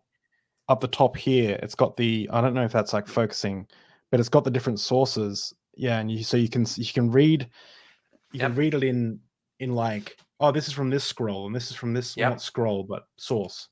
It's a great book. It's a great book, and I don't know. I mean, I tend to follow Friedman more often than not in terms of how I divide the material. But this is the thing too, and I think people get confused when it comes to scholarship is we don't all agree about everything, right? But the really important thing is to contribute ideas that expand our understanding of the ancient world. And I mean, this is basically what this is what Friedman is doing. He's thrown this out there and he's got a shit ton of good ideas about how to think about this source material. And people are picking it apart. And the reason they're picking it apart is because it's damn good. Right? I mean, you don't read stuff and you don't critique it unless you find it interesting and compelling. Yeah. Good people asked a good question. And everyone, if you super chat, of course, we'll read every super chat. But how fluid is the Old Testament text? The fluidity consists of what? How do they change and corrupt the text? Are there any forgeries and historical errors? So I have to say that I think that I've answered this question probably about 5 or 6 times in different streams from this same guy in Indonesia, and I don't mind doing it. It's fine. I'm just a little mystified that I keep answering the same question over and over again. How fluid was the Old Testament text? So right up until probably the period of the Masoretes, which is like 5th century CE, like the 500s, I would say quite fluid. Prior to the destruction of the Temple of Herod, I would say very fluid.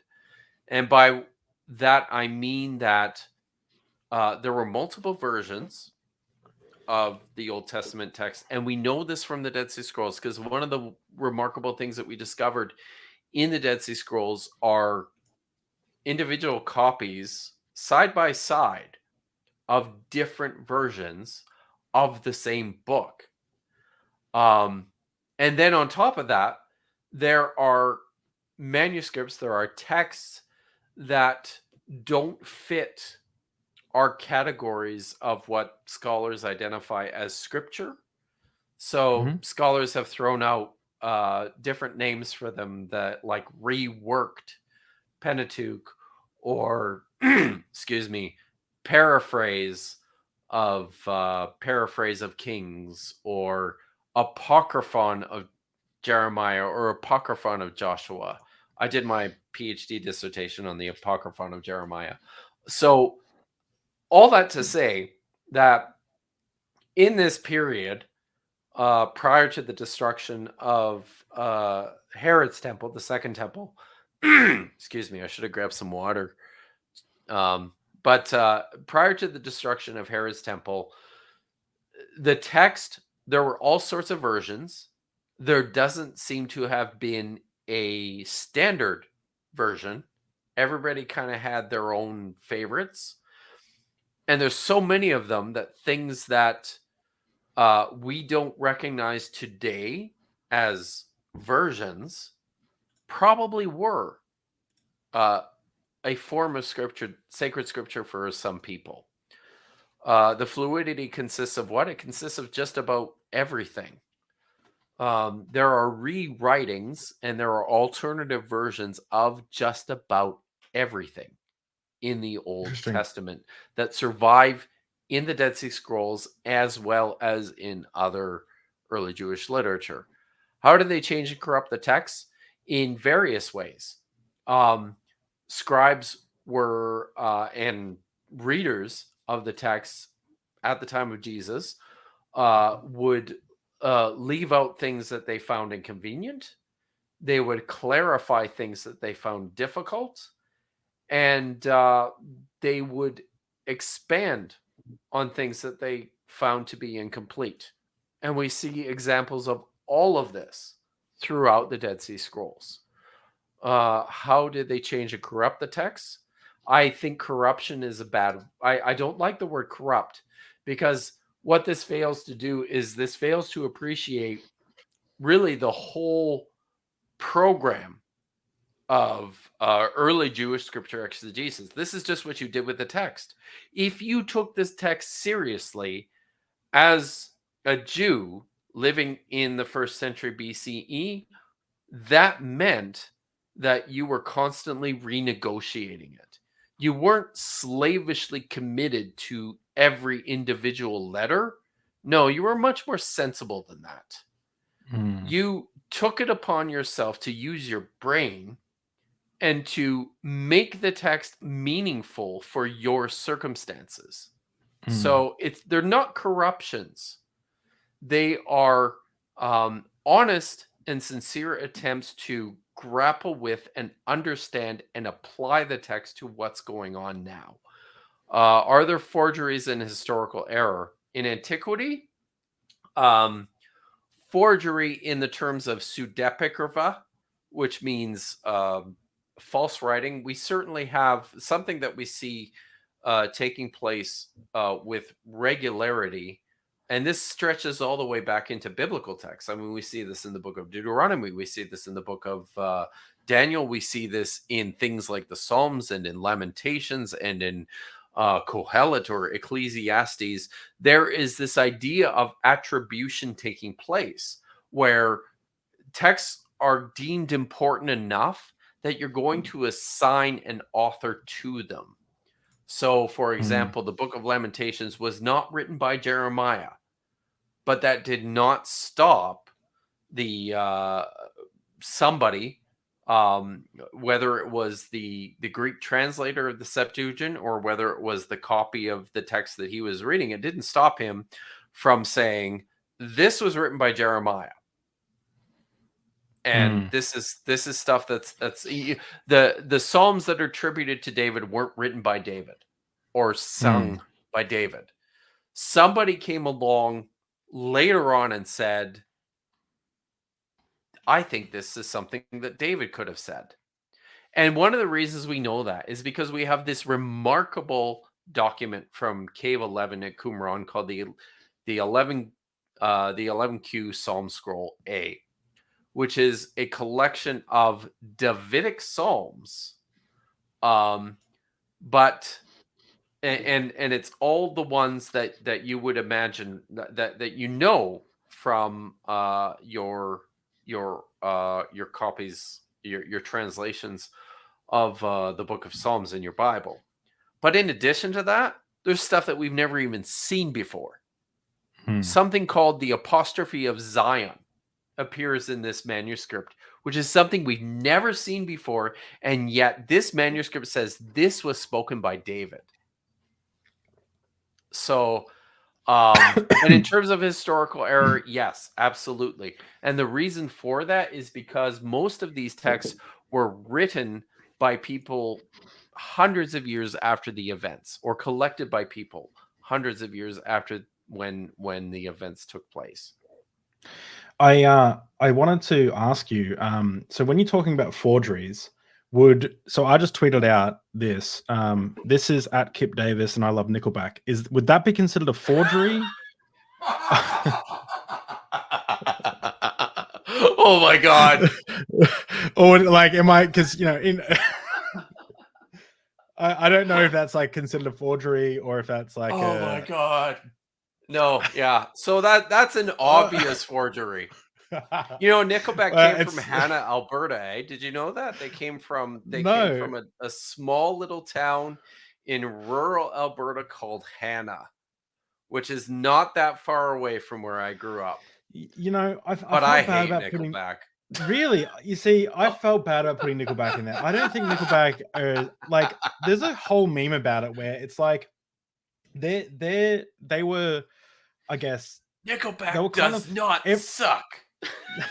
Well, Nickelback, like, there are a lot of bands that suck. I think the problem was that radio stations and everyone were just shoving Nickelback and Nickelback clones down everyone's throats for so long. Yes, they're probably going like, guys, we're just trying to play music. Like, what? Like, it's frustrating. Yeah. So I felt bad about putting Nickelback, but I couldn't think of another band that would get the meme across. You brought this up, and it's your fault. But I have to say, now that you did that, so I live in a small town just outside of Vancouver. Chad Kroeger, who is the lead singer of Nickelback, lives in the next town over from me in Abbotsford. He built a cottage out by another small town close to me called Harrison Mills, which is close to where I used to work. He doesn't own it anymore, but my wife, she used to work at PetSmart. Do you guys have PetSmart in Australia? We have. Is it like a pet store? We have like a pet. Yeah. We have Pet Mart, I think, and Pet Stop. Okay. So. Americans have PetSmart and Canadians have PetSmart. So my wife used to work at PetSmart, and she worked at the Abbotsford location, and she helped Chad Kroeger put together like a starter kit for his new puppy. Did he and this hold was up way a back photo? In, hold up a photo and say, "Look at this photograph for the puppy," or is that? Sorry, oh God! If only he had.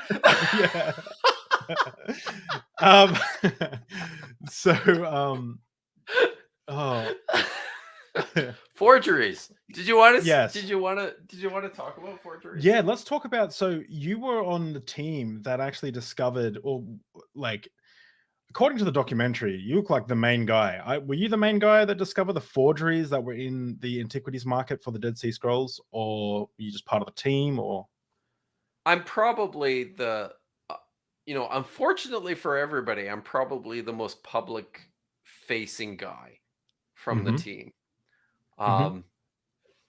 And so, it was a team effort. So I will say, so I went to. I'll tell the. Should I tell the story? Yeah.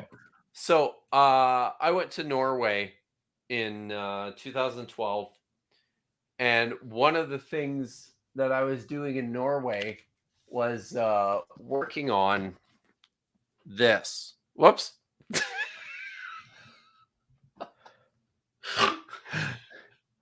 I was working on this. And And if anyone wants to purchase that book, they can, but it is a little pricey, and that's thick. Is though. it? I don't even know. That is It's big, yeah. Yeah, it's like Yeah, it's big. $250 in Oh Australia. God. So So everybody should know I don't get a dime from this book. okay. Where did it go? Was it here? Along with where this. So I went to Norway. There I am, back when I had a haircut. Is that a fresh haircut? Because you and Joel look both of you guys look like you both look like, all right, we're going on TV. We want to look our best. Like, look at that. Look, you me look and so. who? I think it's is it Joel or Joe? There's another. I'm gonna get the names Joel wrong. Baden. Yeah, Joel Baden. Yeah, He's in this documentary. You know, yeah. It's funny. We're in this documentary together. I've never met him. Oh, really? So yeah, I've never met Joel Baden. The only interaction I've ever had with him is I tweeted out to him and I said, Joel Baden looks like every time he's interviewed, he looks like he's sick of the interviewer's shit, sick of everyone else's shit, sick of the questions, like, and he's got resting sick of everyone's shit face, and he liked it and said, yeah, I have resting. Very good. So I was like, cool. He got the joke. Very I wasn't nice. being mean-hearted or anything. He seems great guy. So, but I'm honestly a little annoyed at Joel Baden because he and Candida Moss wrote this phenomenal book about the Green family and Hobby Lobby and the Museum of the Bible. But somehow they forgot to interview me for this book. Oh, wow. And I'm a little bitter about that. But what are you? Well, you know how YouTubers are doing like boxing matches now. Maybe we can set one up with you and Joel. Yeah, let's do that, shall we? Me and Joel. Whiskey involved. Yeah.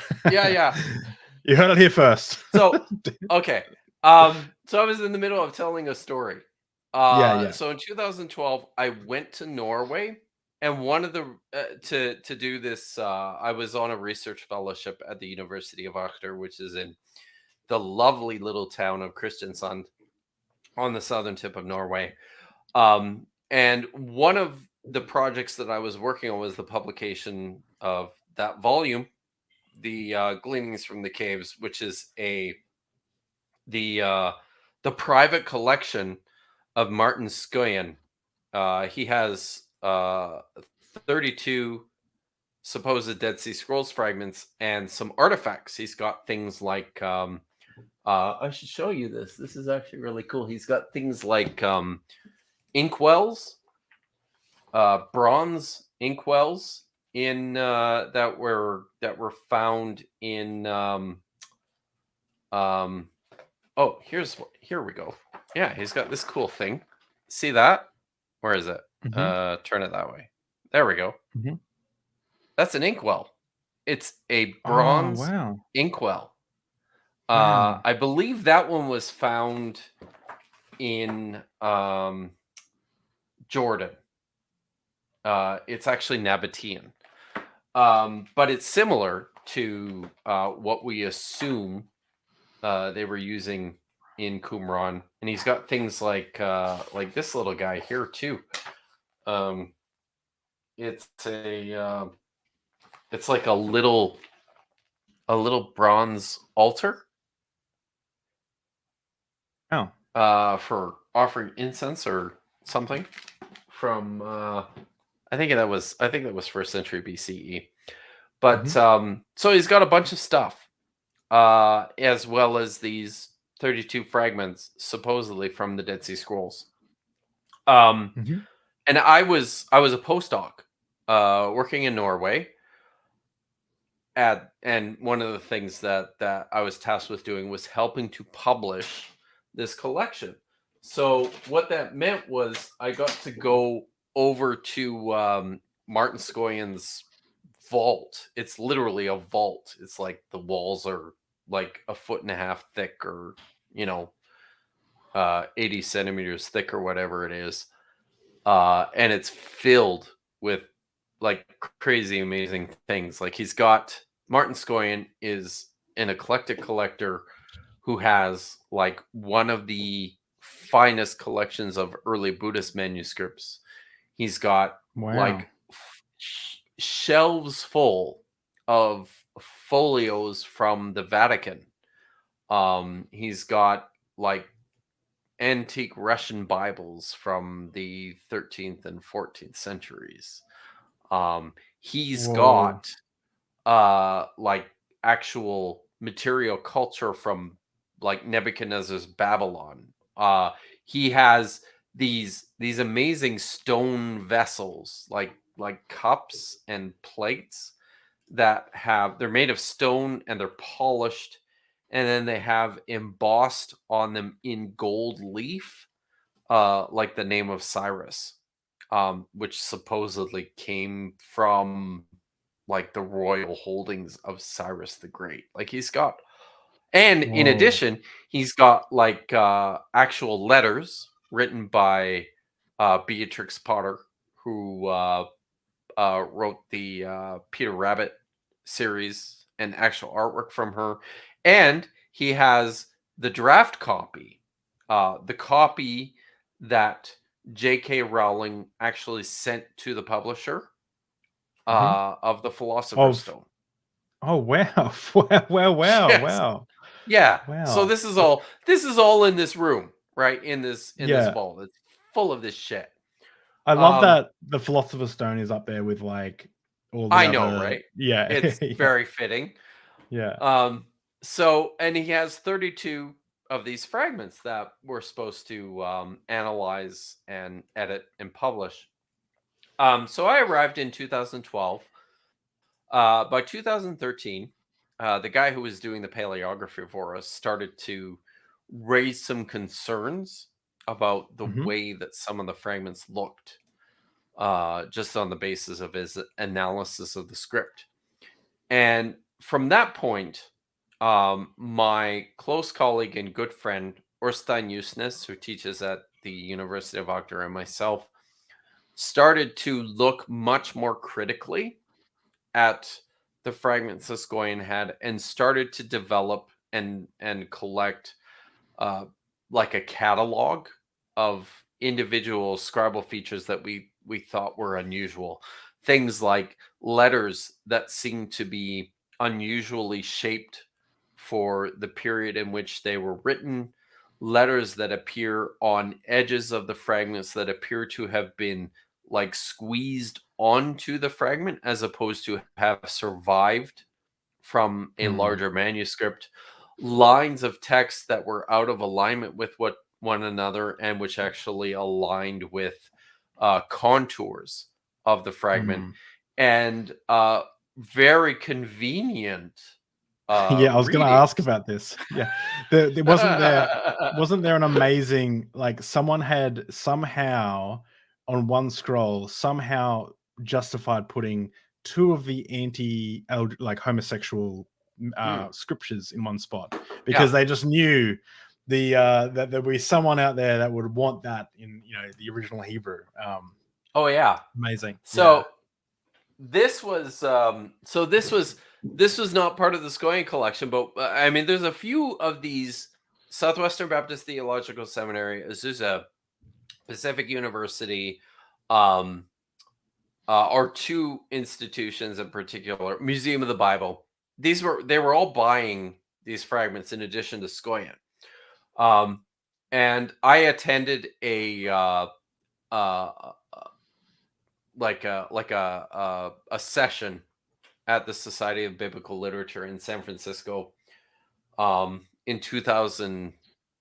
That would have been 2011, where Southwestern Baptist Theological Seminary had like this whole panel about their fragments that they had purchased. And this was one of the fragments. It's 4 lines, and they're 4 lines from Leviticus chapter 18 and chapter 22, these passages about how terrible homosexuality is. But the remarkable thing is that the first 2 lines on the fragment are chapter 22, and the latter 2 lines are chapter 18. So they're like in a different order, Yeah. right? And it's clearly like, if you think that this is an ancient fragment, your interpretation at the outset is that this is a collection of something like proof text or something, right? Mm. Which right away, if you know anything about early Judaism, you think, well, that's just utterly ridiculous, because on earth would a why on earth would a first century Jew put together like proof texts about homosexuality in Yeah. Judea? Like, it just Yeah. doesn't make any sense. Um, Mm. but the when Southwestern Baptist purchased this particular fragment, which was back in 2010, they said, and this is published in an article by um, Estrin. He said that he interviewed one of the people from the team, and the guy said that they paid a lot more for this fragment compared to the other 8 fragments that they purchased, because, quote, this fragment attests to an eternal truth from God's word. Yeah. Right? Yeah, it's funny that you say the eternal, because the when I promoted this stream, I said, does the Dead Sea Scrolls prove that the universe had a creator? Oh, And that right, was yeah. like that This is was the like question a I'm not qualified to answer. yeah. So wasn't there like there was someone, you shared a video on Twitter where it was like someone, it was like, this proves that God is real, and I was like, and I think you shared it just as like, does it, like, but something that I found super cool about the smoking gun in this documentary is, you talk about, you find these things like, okay, this looks too suspicious, and we're not talking, by the way, everyone, we're not talking about like, Dr. Kip's in the cave and like pulls out the scrolls out of the dirt and goes, oh, something's fishy here. We're talking about an antiquities market where they're selling fragments to people, and whether or not these fragments are legitimate or not was the question that we were concerned that they were concerned with. So you start noticing these things, but the smoking gun for me, and the thing that was really cool, was the salt. So because of the area that they, you guys found well, not you guys, sorry, how long ago was it? Were you probably not even alive at that time? It was like the 50s or something they were found, or When the it was a long original time. scrolls were found? Yeah, The original yeah, scrolls were found between 1947 and 1953, yeah. maybe as late as 1960. Okay, yeah. So you weren't like there or anything. No, No, I was yeah. not. But I just, yeah. So yeah, you analyze these salt, Yeah. because the air had like a lot of salt in it, being next to the Dead Sea, and some of these salt would crystallize on the surface of those scrolls, and you analyze it versus what we now know are nine, like, forgeries, and they put salt on, they put like table salt on the Yeah. crazy, right? Can you tell us a They little So, bit look about like that? yeah, absolutely. Oh, so these are what David is showing you now. Oh, look at that handsome guy. Um, so that picture. Oh God. So It's this fragment here that you see, this is what table salt looks like at a molecular level. This is what it looks like, what salt looks like naturally when it's on like a when it occurs in nature. And what we discovered, um, so we had huge suspicions about a number of these fragments, and my good friend, an amazing colleague, Orstein Usnes at the University of Agder. He's on Twitter. He runs a blog. He heads up this amazing project about forgeries and digital imaging and manuscript provenance at the University of Agder. You guys really need to give him some love. He put together a 22-page memo um, that we all read through and signed off on, and we delivered it to Martin Skorian, basically saying, "Hey, guy, we've put together a list of this is one of Skorian's fragments here. This is a fragment of the Book of Enoch that is on papyrus. It's from Enoch 106. We said, hey, man, lots of these fragments look like they might not be authentic, and here's why. So this is where it all started, was with this memo that Orstein put together.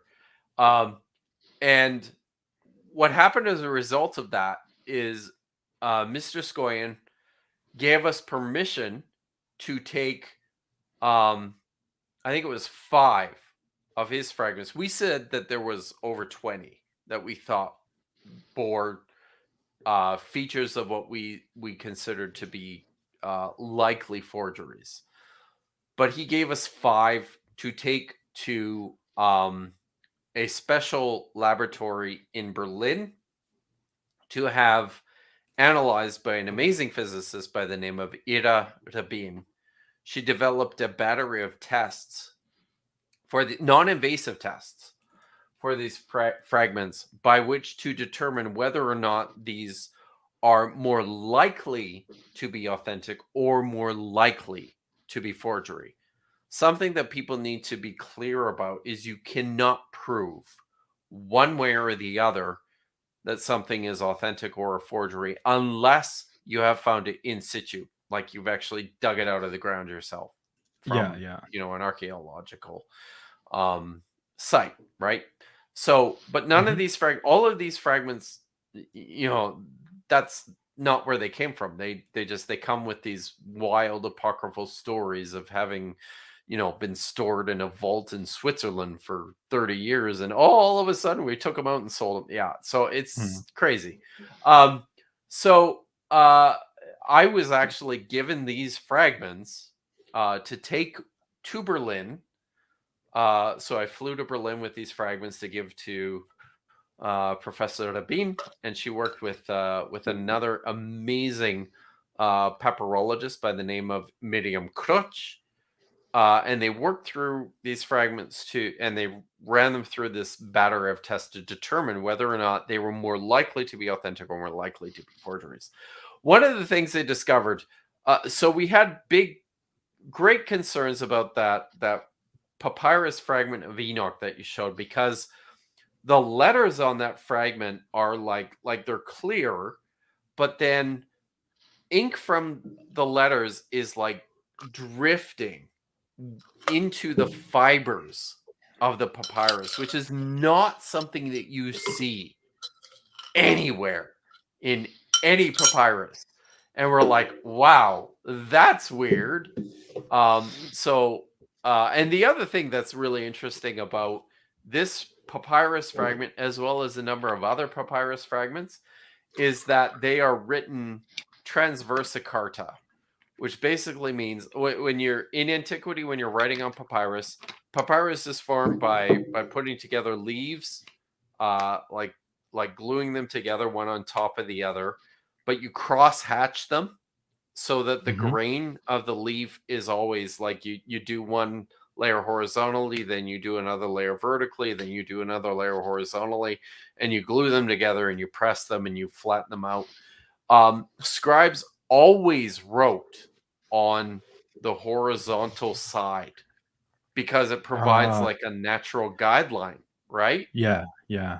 All of these forgeries are written transversa carta, which basically means that they're written on the vertical side of the papyrus. And I figured out why. I have to say this because I figured out why. Because when you take infrared photographs of papyrus manuscripts, they all look like they're written vertically when they're actually not. They're written horizontally, but because of the light spectra, it does funny things. So in the editions of the Dead Sea Scrolls, which contain papyrus manuscripts, they all look like they were written transversa carta, but they actually weren't. They were written properly. Whoever forged these manuscripts was looking at the photographs published in the official editions of the Dead Sea Scrolls and went, "Oh, this is how you write on a papyrus," and he got it fucking wrong. And that's how they all appear. That's crazy. So good. I know, right?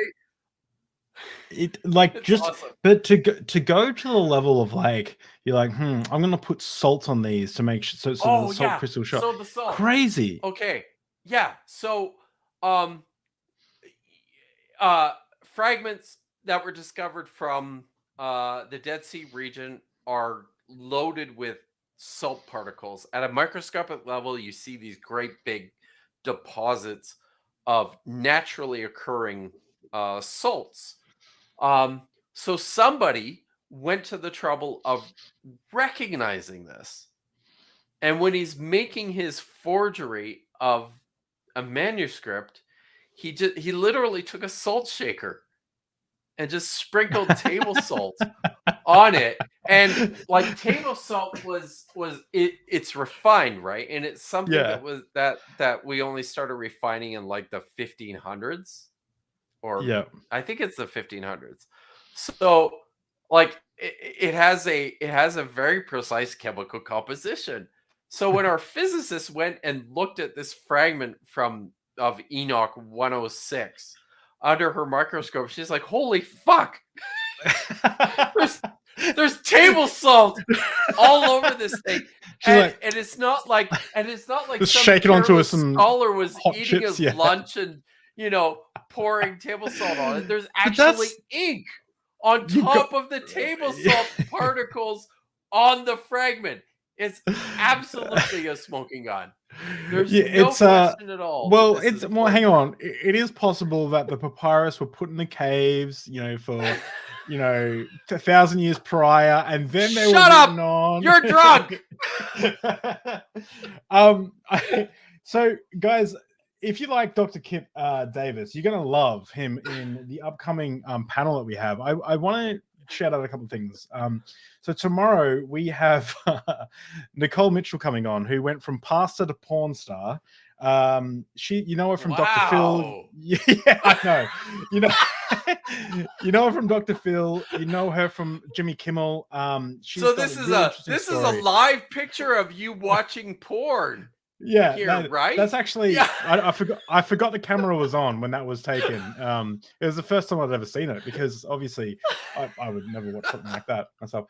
But we do have back to tune in tomorrow for and it's funny because originally we were drinking coffee, but then she changed her answer because it's gonna be like 5 p.m. for her to an electrolyte drink, like Hydrolyte. So it's actually worked out perfectly because I'll probably need it after. Yeah. It's not whiskey. Yeah. So we have this amazing panel coming up. And guys, we have this is going to be the go-to panel for slavery apologetics. I want this panel to be like, someone online is telling you that slavery was actually just a big tickle fest and everyone got to get tickled and their belly rubbed before they went to sleep and given a hot meal. And I want you to be able to take a clip from this and just send it straight to them and be like, shut the fuck up, basically. We're going to go over the Hebrew Bible, the slavery in the Hebrew Bible. We're going to go over the Christianity's reaction to this. We're also going to be talking about the consequences of this and modern slavery, and we're going to be addressing all the slavery apologetics and doing a big Q&A. It is a huge panel. I spoke to Derek, who has biggest panel ever that has been assembled on the face of planet Earth. No, there's I had the people that do the Nobel laureate speeches, and they called me up and like, "How do you get that panel?" I'm like, "Look, man, I made some calls." Actually, Dr. Josh made the calls, but it's actually a bit like I called up Derek from Myth Vision, and he's like, "Whoa!" He's like, "I'm impressed." I'm like, "It was all Dr. Josh. He really put it together." But something I want to give everyone a sneak peek on beforehand is, and this is where I need your help, guys. We got 56 viewers. This is where it gets fun. So the Skeptic, he does professional voiceover work for a living, and he was gracious enough to do voiceover work for us for some promotions that I'm putting out. So I want to directly let me just share with you guys something. I want to directly respond to every single apologetics claim. So Jordan Peterson, Ben Shapiro, Mike Winger, Frank Turek, just a lot, right? So I just want to show you guys something. So probably not praise I am that I am. So we have the slavery apology. Yeah, just the ones that have a following, the ones that are making a difference to people. So you can see here we have categories, right? And look at this. We have 28 pages of notes. This is just quotes from apologists about slavery. So someone from our Discord, Tib, and I have been going through this. You can see we've got a quote here from Doug Wilson, and then you can click right to the video and it goes through. You can see like we're being very systematic about making sure we fit every category of argument into this. Tib here has made every category into its own like section and then given examples of what people say in those sections. So what we've done is I've taken these arguments and I've been making little trailers. And this week, as Deep Drinks, as a community, we're going to go on Twitter or wherever else is just as toxic as Twitter, and we're going to tweet these videos out to these apologists to make them know that the 5 horsemen of the 5 Bible scholar horsemen are coming for them. So this is a little clip. So what I've done is I've taken a they're 15 seconds each. Some might have to be longer, but I've taken a section of what someone has said about slavery, how they've tried to justify slavery in the Hebrew and Bible and the New Testament, and I've then shown where they kind of might be misleading someone, and then Skeptic has done the voiceover. So here we go. Let's check this out. Category of servants or slaves. This is the category where we can just call them the bad guys for now.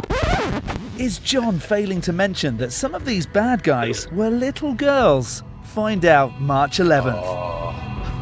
So I'll play that again because I just love it so much. Category of servants or slaves. This is the category where we can just call them the bad guys for now.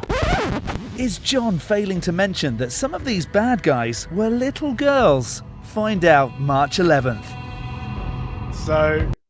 So I'll be making one of them for like Frank Turek. I mean, to me, he's the scummiest of all. Yeah. He's just, some of the stuff he says is just horrendous. It really is. And when I was going through this apologetic stuff, if there's a hell, I think Frank Turek has to be first in line. I don't know. What about Kent Hovind? God, well, yeah, okay, all right. Maybe he's certainly got an early admission. Yeah, he's got the fast pass, like you get a Disney. The fast pass, because this. Oh my God, like. He's been doing this for how long? Like he's been doing this for over 20 years, I think, hasn't he? It's and it's not that he knows this shit. He's being dishonest. He knows this. And that's the part that bothers me about all this. It bothers me that like there's things like they'll say like, well, in this verse the slaves can go free, and they can even, like Paul Copen does this. And they can even, when they get passed on as inheritance to the sons, they can even extend this for life if they want. He doesn't mention the fact that it's like he can't bring his family with him if the family was given to him by the slave master, and he has to have an awl driven through his ear, like cattle in a field. Sounds fun. To mark him as property, and that his wife and children are chattel slaves. They can't come along with him if he wants to leave. If he wants to stay with his family, he has to be marked for life, and that's a Hebrew servant. That's not the prisoners of war servants, right? It's like disgusting. I feel like so much of the ink spilled on the bond slave idea is spent on how wonderful this relationship is. Look how devoted. And of course, the reason for this is because this is the imagery that Paul and the other New Testament writers used to describe the relationship of the believer to Jesus Christ. So it looks like it's something noble, and it's something very self-effacing and self-sacrificing. But think people, what does this mean? If you are permanently devoting yourself to the service of one individual, what does this mean? Like, I don't think people think through the practical application of this, of what it means in the real world, on the I ground I when you get right down to it. the thing that I like to do is I like to, when someone tries to defend slavery to me, I just stop using the word slave. I just ask them, is owning another person as property moral? Just I don't care about slavery. I don't care about servanthood. Is it okay to own another person as property? And you should see how uncomfortable they get. But it's not that I'm not. So okay, I need to say something. So a friend of mine who's not a Christian at all, one of my best friends, he said to me, I was telling him about this stuff, and he said, "Oh, don't do that." We talk, give each other advice. He said, "Don't do that thing where you kind of virtue signal and you say like, oh, slavery is disgusting and I'm outraged and all this stuff." And he's like, because everyone accepts that. Everyone knows that's the case. And I said, hang on, man. No, they don't. I was like, they don't. It's like if I went to a Klan rally and was saying like, oh, we all think slavery is bad. Many of these apologists whitewash this issue, and it is an issue. And the John point of the panel, MacArthur very recently said that this was a preferable economic system yeah, to what we is have today, presently in place in the Western world. Yeah, he said this.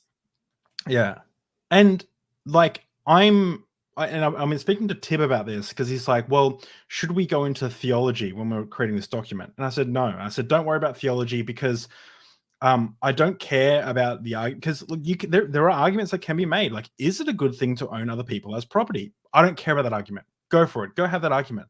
But I want to at least have everyone on the same page. So it's like, no, the Bible is explicitly talking about that. The Bible is explicitly talking about this type of slavery. It wasn't different to chattel slavery that we see in going over in the antebellum South.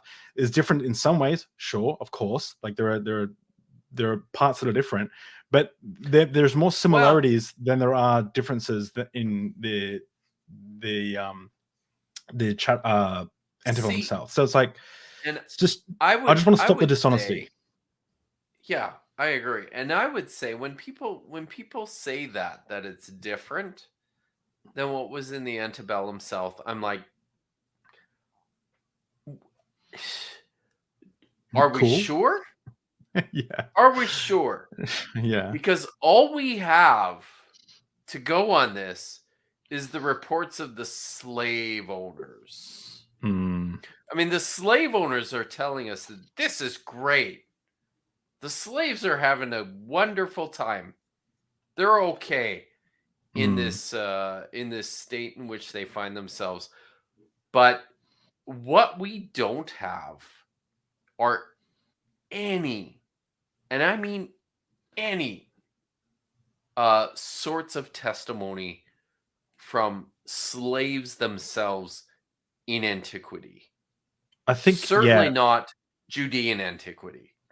Yeah, exactly. And we have that. I bought a book that I'm probably not going to get around to reading, but it's like the earliest account we have of like a slave writing his story in the antebellum South. But I remember showing this clip to my wife Amy, and when she saw the section of the little girl running and that she made one of those laughs that's like, because she knew how heavy that is, but it's like it's shining a light. It's like, I would consider myself an LGBT ally. I love my gay, trans, LGBT folks. Like, I don't like, to me, like, I think they get like persecuted way too much in society. But one of the things, and I would never, I would never or rarely use the word the F slur, right? But there is one occasion where, from my opinion, I think it was actually relevant and good to say. Well, I don't know about good, but it makes me feel uncomfortable. But it's when Christopher Hitchens was debating with Stephen Fry. He was debating two Catholics, and he said he essentially used the F slur, and he said, he said in front of a whole audience of people, you're an image, you're a child made in the image of God. No, you're not. You're an F slur.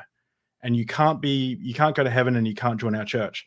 And it was like, like that was like brutal for him to say, but it's like the brutality was actually like pointing out it shook people to the core, like, whoa, this isn't something that like Christopher Hitchens isn't saying this. He's saying it's fucked up that the church is saying this. And he's like kind of bringing the brutality of that out to the forefront. I still have issues saying that. Oh, I wouldn't say the word personally. Well, unless I've found it reasonable, but in that way, it wasn't bigoted towards the LGBT community. It was bigoted. It was like pointing out, like, hey, the church is being bigoted, and I think that needs to happen, and that's what I'm trying to do with these clips. So, yeah.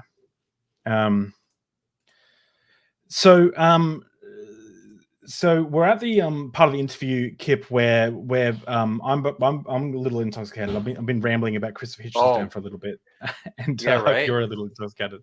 So I want to end there. Okay, good. Mission accomplished, everyone. There is Good so job. much. There is so much that we didn't get to touch on. I'd have to have you on another time. I will actually. What I'm going to do is there's a couple of starred comments that I put down, and Okay. I want to get your quick opinion on them, and keep it quick, and we can do this another time. But so ChatGPT said, we don't even know if David existed at all. Francesca Stavrakopoulos, who huge fan of, says he didn't. Yep. What are your thoughts? So I will say that the historical evidence that we have for a person, David, is not strong. It's the case is not good. Deep in my heart, I want there to be an historical David. And so, and I'll be honest with you, like I have one of the things that I've done on YouTube that I don't feel got nearly enough attention for how awesome it was I gave a lecture on Myth Vision podcast all about like an historical David, and how there might be propaganda against the Davidic monarchy in Genesis chapter, it's 37.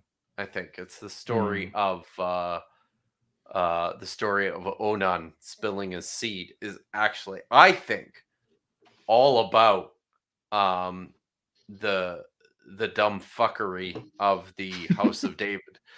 So there it is. Yeah, don't spill your seed. Yeah, that one. It's awesome.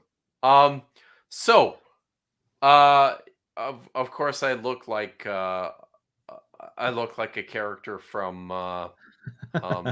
Minecraft.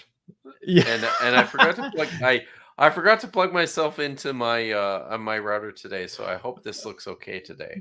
But I will say, Kip, I just need to stop you there. Like one thing, Yeah. like, so you have a background in scholarship, obviously. My background is in marketing, and like I've offered to help you set up, because like it tears me apart that like I couldn't find your credentials anymore online. I tried to find your Patreon, like, and that's something we mentioned before, but I'll mention again. But like we need, like, from a marketing perspective, you're running at like 10% of your potential. You need to tell people why you're like it's. So go check out his Patreon, and we're going to like be adding the links to your YouTube and stuff, and like because people need to know you're not just like some like metalhead who's like, yeah, like, you know, looks like a Minecraft I'm not just player. some metalhead who drinks rye all day. Yeah, you know your stuff. Like you're a Bible scholar, and you're an active Bible scholar, which is so cool. Anyway, keep going. But David, the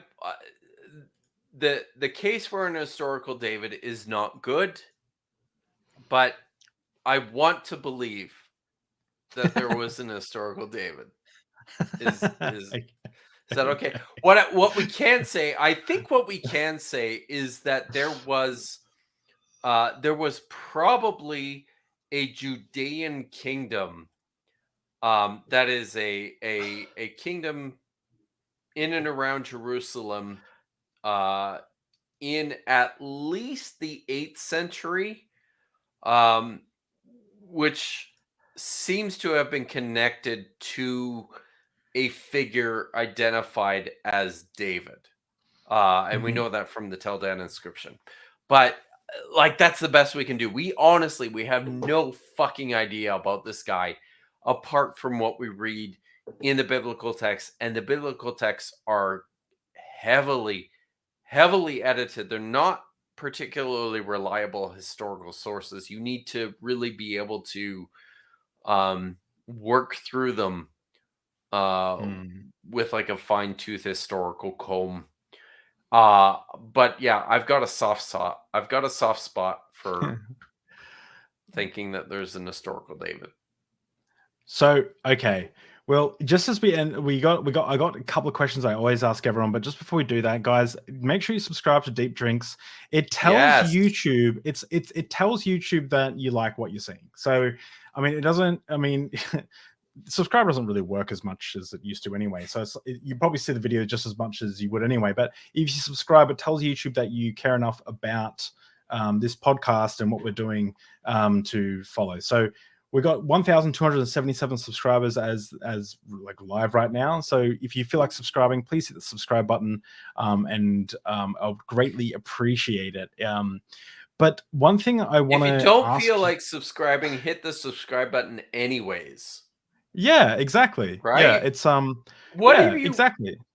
It's Or no Dr. skin off Kill of you. will come for you. Yes. Yes, you'll have to listen to my inane ramblings for an eternity. And that is the definition of hell. So I often reference the part in the interview where I've had so much whiskey, I've drunken half this bottle, this little bottle. Holy shit. So where I'm trying to find the Mine end looks like- broadcast button, but so this is where I'm think at I now. So drank that I much. appreciate that there are still 59 people watching, and I hope that I'll see a couple of people are drinking along with us. So if you are, that's great. If you're sober, that's also great. But I have a question for you that I ask all people that come on, well, most people that come on, Dr. Kip Davis, which is, Yes, sir. I guess, so you started out as a fundamentalist, and we can go into this another time, but you started out as well, I not a guess I fundamentalist, did. a Christian, Okay. a progressive Yep. Christian, right? Yep. Yeah. Now you're not particularly convinced, and we talked about that in private, that it wasn't necessarily your scholarship, but it was other things going on. But in regards to your God belief, what, if anything, would change your mind?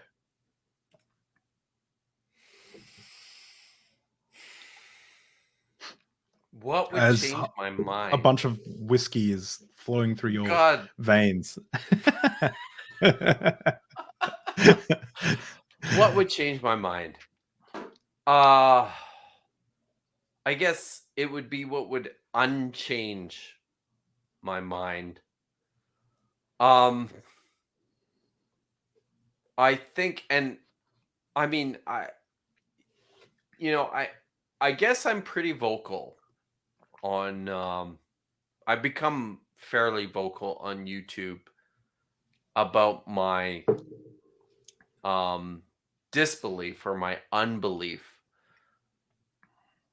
But in order to reverse that,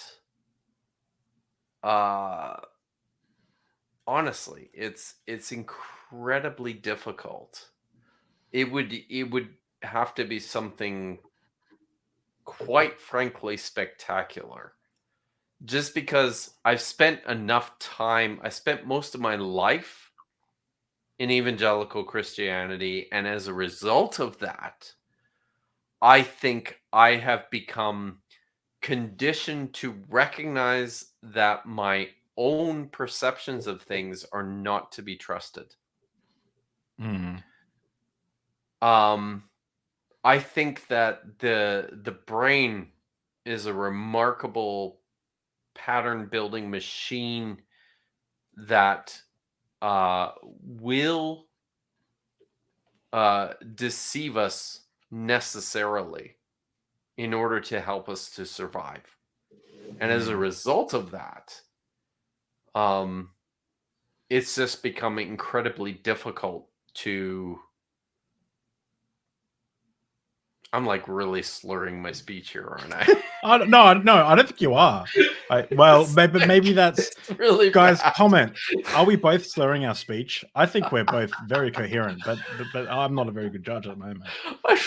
I've been drunk enough to know that I'm like pretty drunk.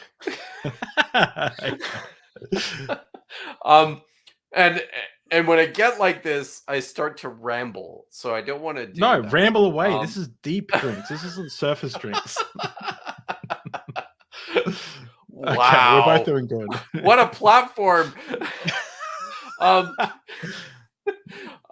So like, I mean, I'm a guy who, when I was 16 years old, I saw demons in the campfire.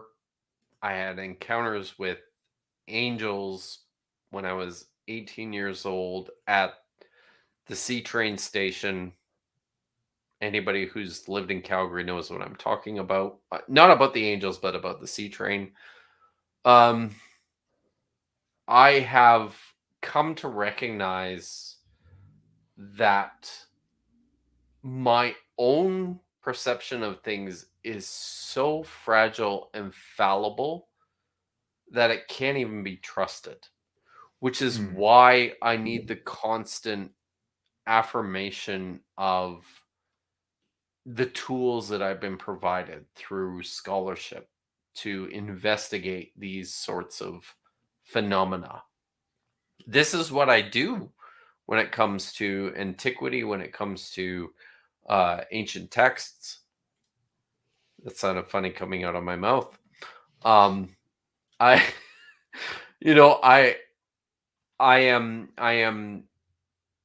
am trained to look at the minutia in an effort to understand what's real and to tease out what's fanciful.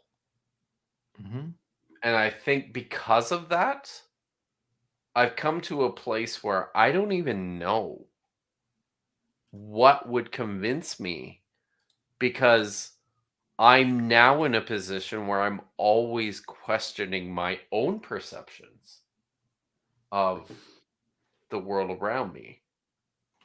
I've told people, I know people who are absolutely fundamentally 100% convinced that they know Jesus. And because I was once there and I once validated that, I almost don't even feel like my own opinion on this matter even counts. So if I say that I don't think anything could convince me, this is why. It's because I've come to the point of recognizing that I am just as fallible as every single one of you. But Dr. Kill, do you realize that you've just got to have faith? That's the kick in the teeth. I think that I like to ask people is like, I've got an optical illusion here, and this is a still image. Oh yeah. It's moving for me, but I'm struggling to work out if is it the whiskey or is it the image, but it's moving for me definitely. It's not moving for me. Okay. Maybe. Okay. But either way, the point is that optical illusions, like we see with our eyes, and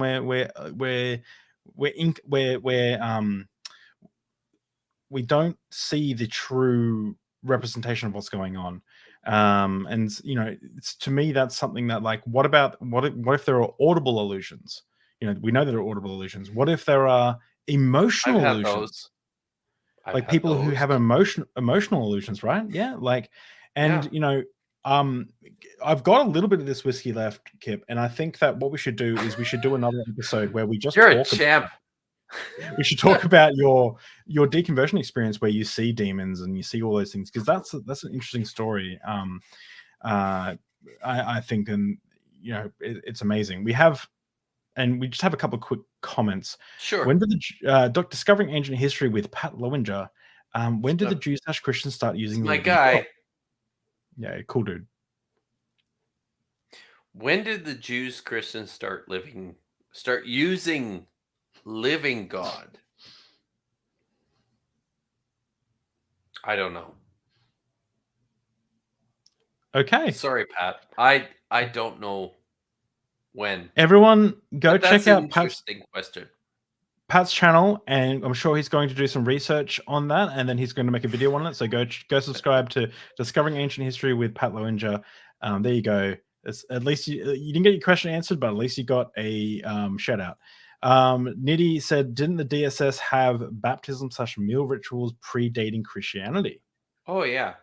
So this is one of the fairly exciting, interesting things about the discovery of the Dead Sea Scrolls and about the discovery of the site of Qumran, the ruins in close proximity to the caves where the manuscripts were discovered. This is a community that engaged in a regular program of ritual purification by water. They had a complicated system of mikvot. These are, I guess, for a lack of a better term, baptismal fonts, pools of water through which you could ritually purify yourself. And the reason this was important was because the people who wrote and collected the Dead Sea Scrolls were convinced that they were participating in celestial worship in a celestial temple. So they actually believed that they were communing with actual angels in a cosmic temple. And because of this, the requirements were that you had to be just as clean and spotless as possible. So the the remains are there in the ground at Qumran.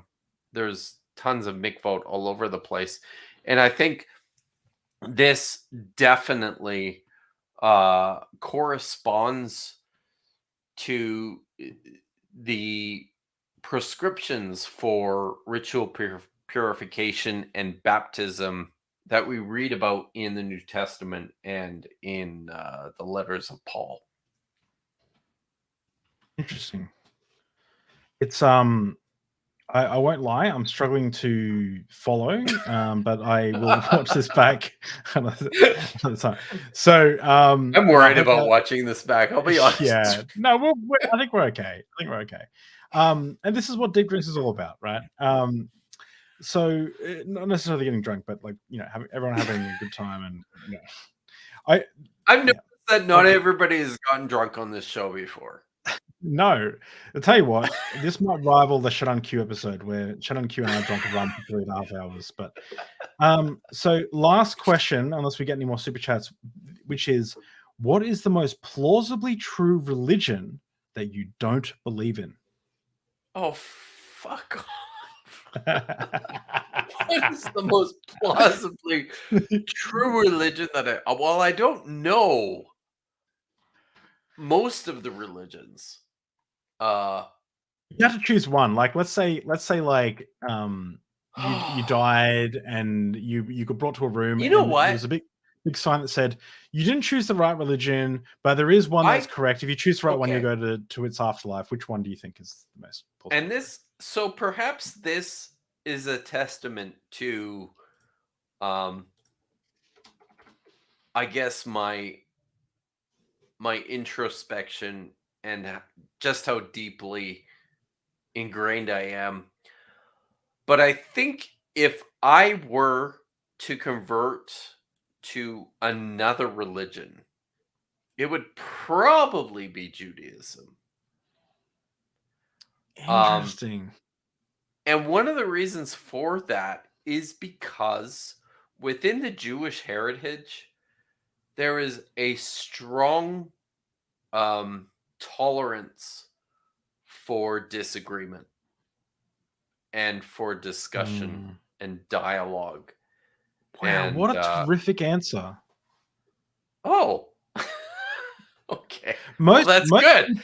Most people say Buddhism, and I think a lot of people say Buddhism because I get it, it- right? Like I have fun a friend, my friend Orstein Jusnes, who I've mentioned before, is he's written books about mindfulness. They're all in Norwegian, so nobody can read them. I assume there's some people out there in Norway who can read them, but other than that, nobody can read them. But he is a strong proponent of like Buddhism and mindfulness, and I get it. I get the appeal, but I don't know. There's something familiar about I guess believing in the religious tradition that I've inherited as a North American. That's that's amazing. I'm glad that you said that because it's everyone chooses Buddhism, and I think they choose it because it's like Buddhist statues are everywhere, and well, at least they are in Australia, and You can and be it's an like seems like atheist and be a Buddhist yeah, too. and I think that's part of it. Yeah, right. But Cheryl actually came in with a super chat, and Cheryl is the very first member. If you see here, she's the first disciple. Wow. And she's also super chatted. You and know, she she's one of my patrons, eh? She's well, I'm saying she. I hope it's a she. Sorry. But Let's hope so. You're amazing. You're amazing. Yeah. Don't keep Yeah, this. you Are you are, doing Cheryl. any courses on DSS with Derek on Myth Vision? Thank you for because we talked about this. I was supposed to mention this, but thank you, Cheryl.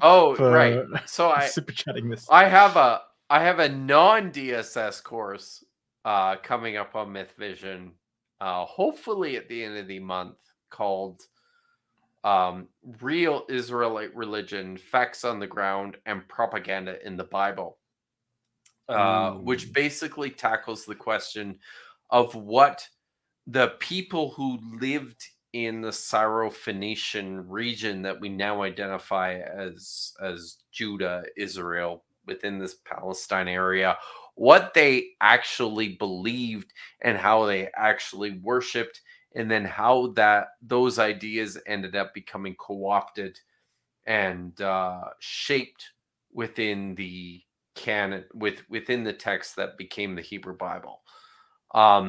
So plug out of the way. Am I doing any courses? I have nothing planned yet. Probably next I will probably do. Derek and I have been talking about doing a course on the book of Jeremiah, which I think would be amazing.